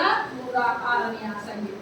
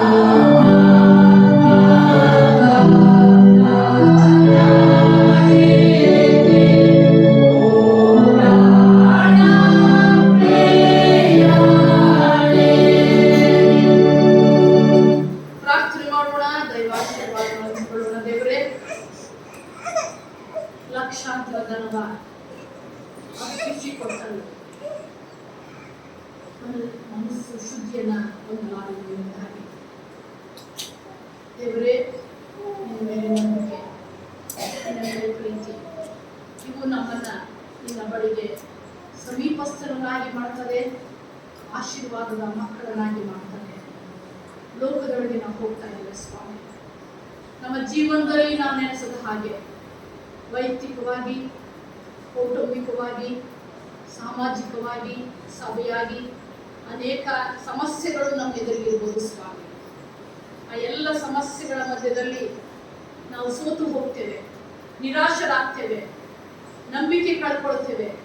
ಇದ್ಯಾವುದನ್ನು ಮಾಡದೆ ನಂಬಿಕೆಯನ್ನು ಹುಟ್ಟಿಸಿ ನಂಬಿಕೆಯನ್ನು ಪೂರೈಸುವಂತ ದೇವರು ನನ್ನ ರಕ್ಷಕನು ಎಂಬುದಾಗಿ ಆ ಕಾನ್ಯನ ಸ್ತ್ರೀ ನಿನ್ನ ಬಳಿಗೆ ಓಡಿ ಬಂದ ಹಾಗೆ, ನಿನ್ನನ್ನು ಬೆನ್ನು ಹಿಡಿದು ಬಂದ ಹಾಗೆ ನಮ್ಮ ಜೀವನದಲ್ಲಿ ಎಲ್ಲಿಯೂ ನಾವು ಸೋತು ಹೋಗದೆ ನಿರೀಕ್ಷೆಯಿಂದ ನಿನ್ನ ಬಳಿಗೆ ಬಂದು ನಮಗೆ ಬೇಕಾದನ್ನ ಹೊಂದಿಕೊಂಡು ನಮ್ಮ ನಂಬಿಕೆಯನ್ನು ಹೆಚ್ಚಿಸಿಕೊಳ್ಳುವ ಹಾಗೆ ಈ ವಾರದ ನಮ್ಮ ಜೀವಮಾನದ ಎಲ್ಲ ದಿನಗಳಲ್ಲಿ ನಮಗೆ ನಂಬಿಕೆ ಕಡಿಮೆ ಆಗಿದ್ದರೂ ಆ ನಂಬಿಕೆಯನ್ನು ಹೆಚ್ಚಿಸುವ ಹಾಗೆ ನಮಗೆ ಸಹಾಯ ಮಾಡು ಸ್ವಾಮಿ. ನಿನ್ನಲ್ಲಿದ್ದಂಥ ಮನಸ್ಸನ್ನು ನಮಗೆ ಕೊಡು ಎಂಬುದಾಗಿ ಕೇಳಿಕೊಳ್ತೇನೆ. ಬಂದಂತ ಎಲ್ಲ ಮಕ್ಕಳ ನಂಬಿಕೆಯನ್ನ ಹೆಚ್ಚಿಸು, ಅವರ ಬೇಡಿಕೆಗಳನ್ನ ಅವರ ನಂಬಿಕೆಯೊಳಗೆ ಕೂಡಿಸು. ನಂಬಿಕೆ ಇಲ್ಲದೆ ನಾವು ನಿನ್ನನ್ನು ಮೆಚ್ಚಿಸಲಿಕ್ಕೆ ಸಾಧ್ಯವೇ ಇಲ್ಲದ ಕಾರಣ ಮೊದಲು ನಾವು ನಂಬಿಕೆ ಇಟ್ಟು ನಿನ್ನ ಬಳಿಗೆ ಬರುವ ಹಾಗೆ ನಮಗೆ ಕಲಿಸು. ಈ ವಾರದ ಎಲ್ಲ ದಿನಗಳಲ್ಲಿಯೂ ನಮ್ಮ ಜೀವನದುದ್ದಕ್ಕೂ ಶುಭವು ಕೃಪೆಯು ನಮ್ಮನ್ನು ಹಿಂಬಾಲಿಸಬೇಕಾದ್ರೆ ನಂಬಿಕೆಯ ಜೀವನವನ್ನು ನಮಗೆ ಕಲಿಸು. ಇಲ್ಲಿ ಬಂದಂತ ನಾವೆಲ್ಲರೂ ನಮ್ಮಲ್ಲಿ ನಂಬಿಕೆ ಕಡಿಮೆ ಆಗಿರುವುದಾದರೆ ಆ ನಂಬಿಕೆಯನ್ನು ಹೆಚ್ಚಿಸು ಎಂಬುದಾಗಿ ಬೇಡಿಕೊಳ್ತೇವೆ. ಆ ನಂಬಿಕೆ ಮೂಲಕ ಈ ಲೋಕದ ಎಲ್ಲ ಆಶೀರ್ವಾದಗಳನ್ನ ನಿನ್ನಿಂದ ಪಡೆಕೊಂಡವರಾಗಿ ಈ ಭೂಲೋಕದ ಯಾತ್ರೆಯಲ್ಲಿ ಸಮಾಧಾನದಿಂದ, ಧೈರ್ಯದಿಂದ, ನಿರೀಕ್ಷೆಯಿಂದ ಈ ಜೀವನದ ಎಲ್ಲ ದಿನಗಳನ್ನು ಕಳೀಲಿಕ್ಕೆ ಆಗುವಾಗ ಯೇಸುಗೋಸ್ಕರ ನಮ್ಮ ಪ್ರಾರ್ಥನೆಯನ್ನು ಕೇಳುತ್ತದೆಯೇ? ಎಲ್ಲರೂ ಒಟ್ಟಾಗಿ ಕರ್ತನ ಪ್ರಾರ್ಥನೆಯನ್ನು ಹೇಳೋಣ. ಲೋಕದಲ್ಲಿ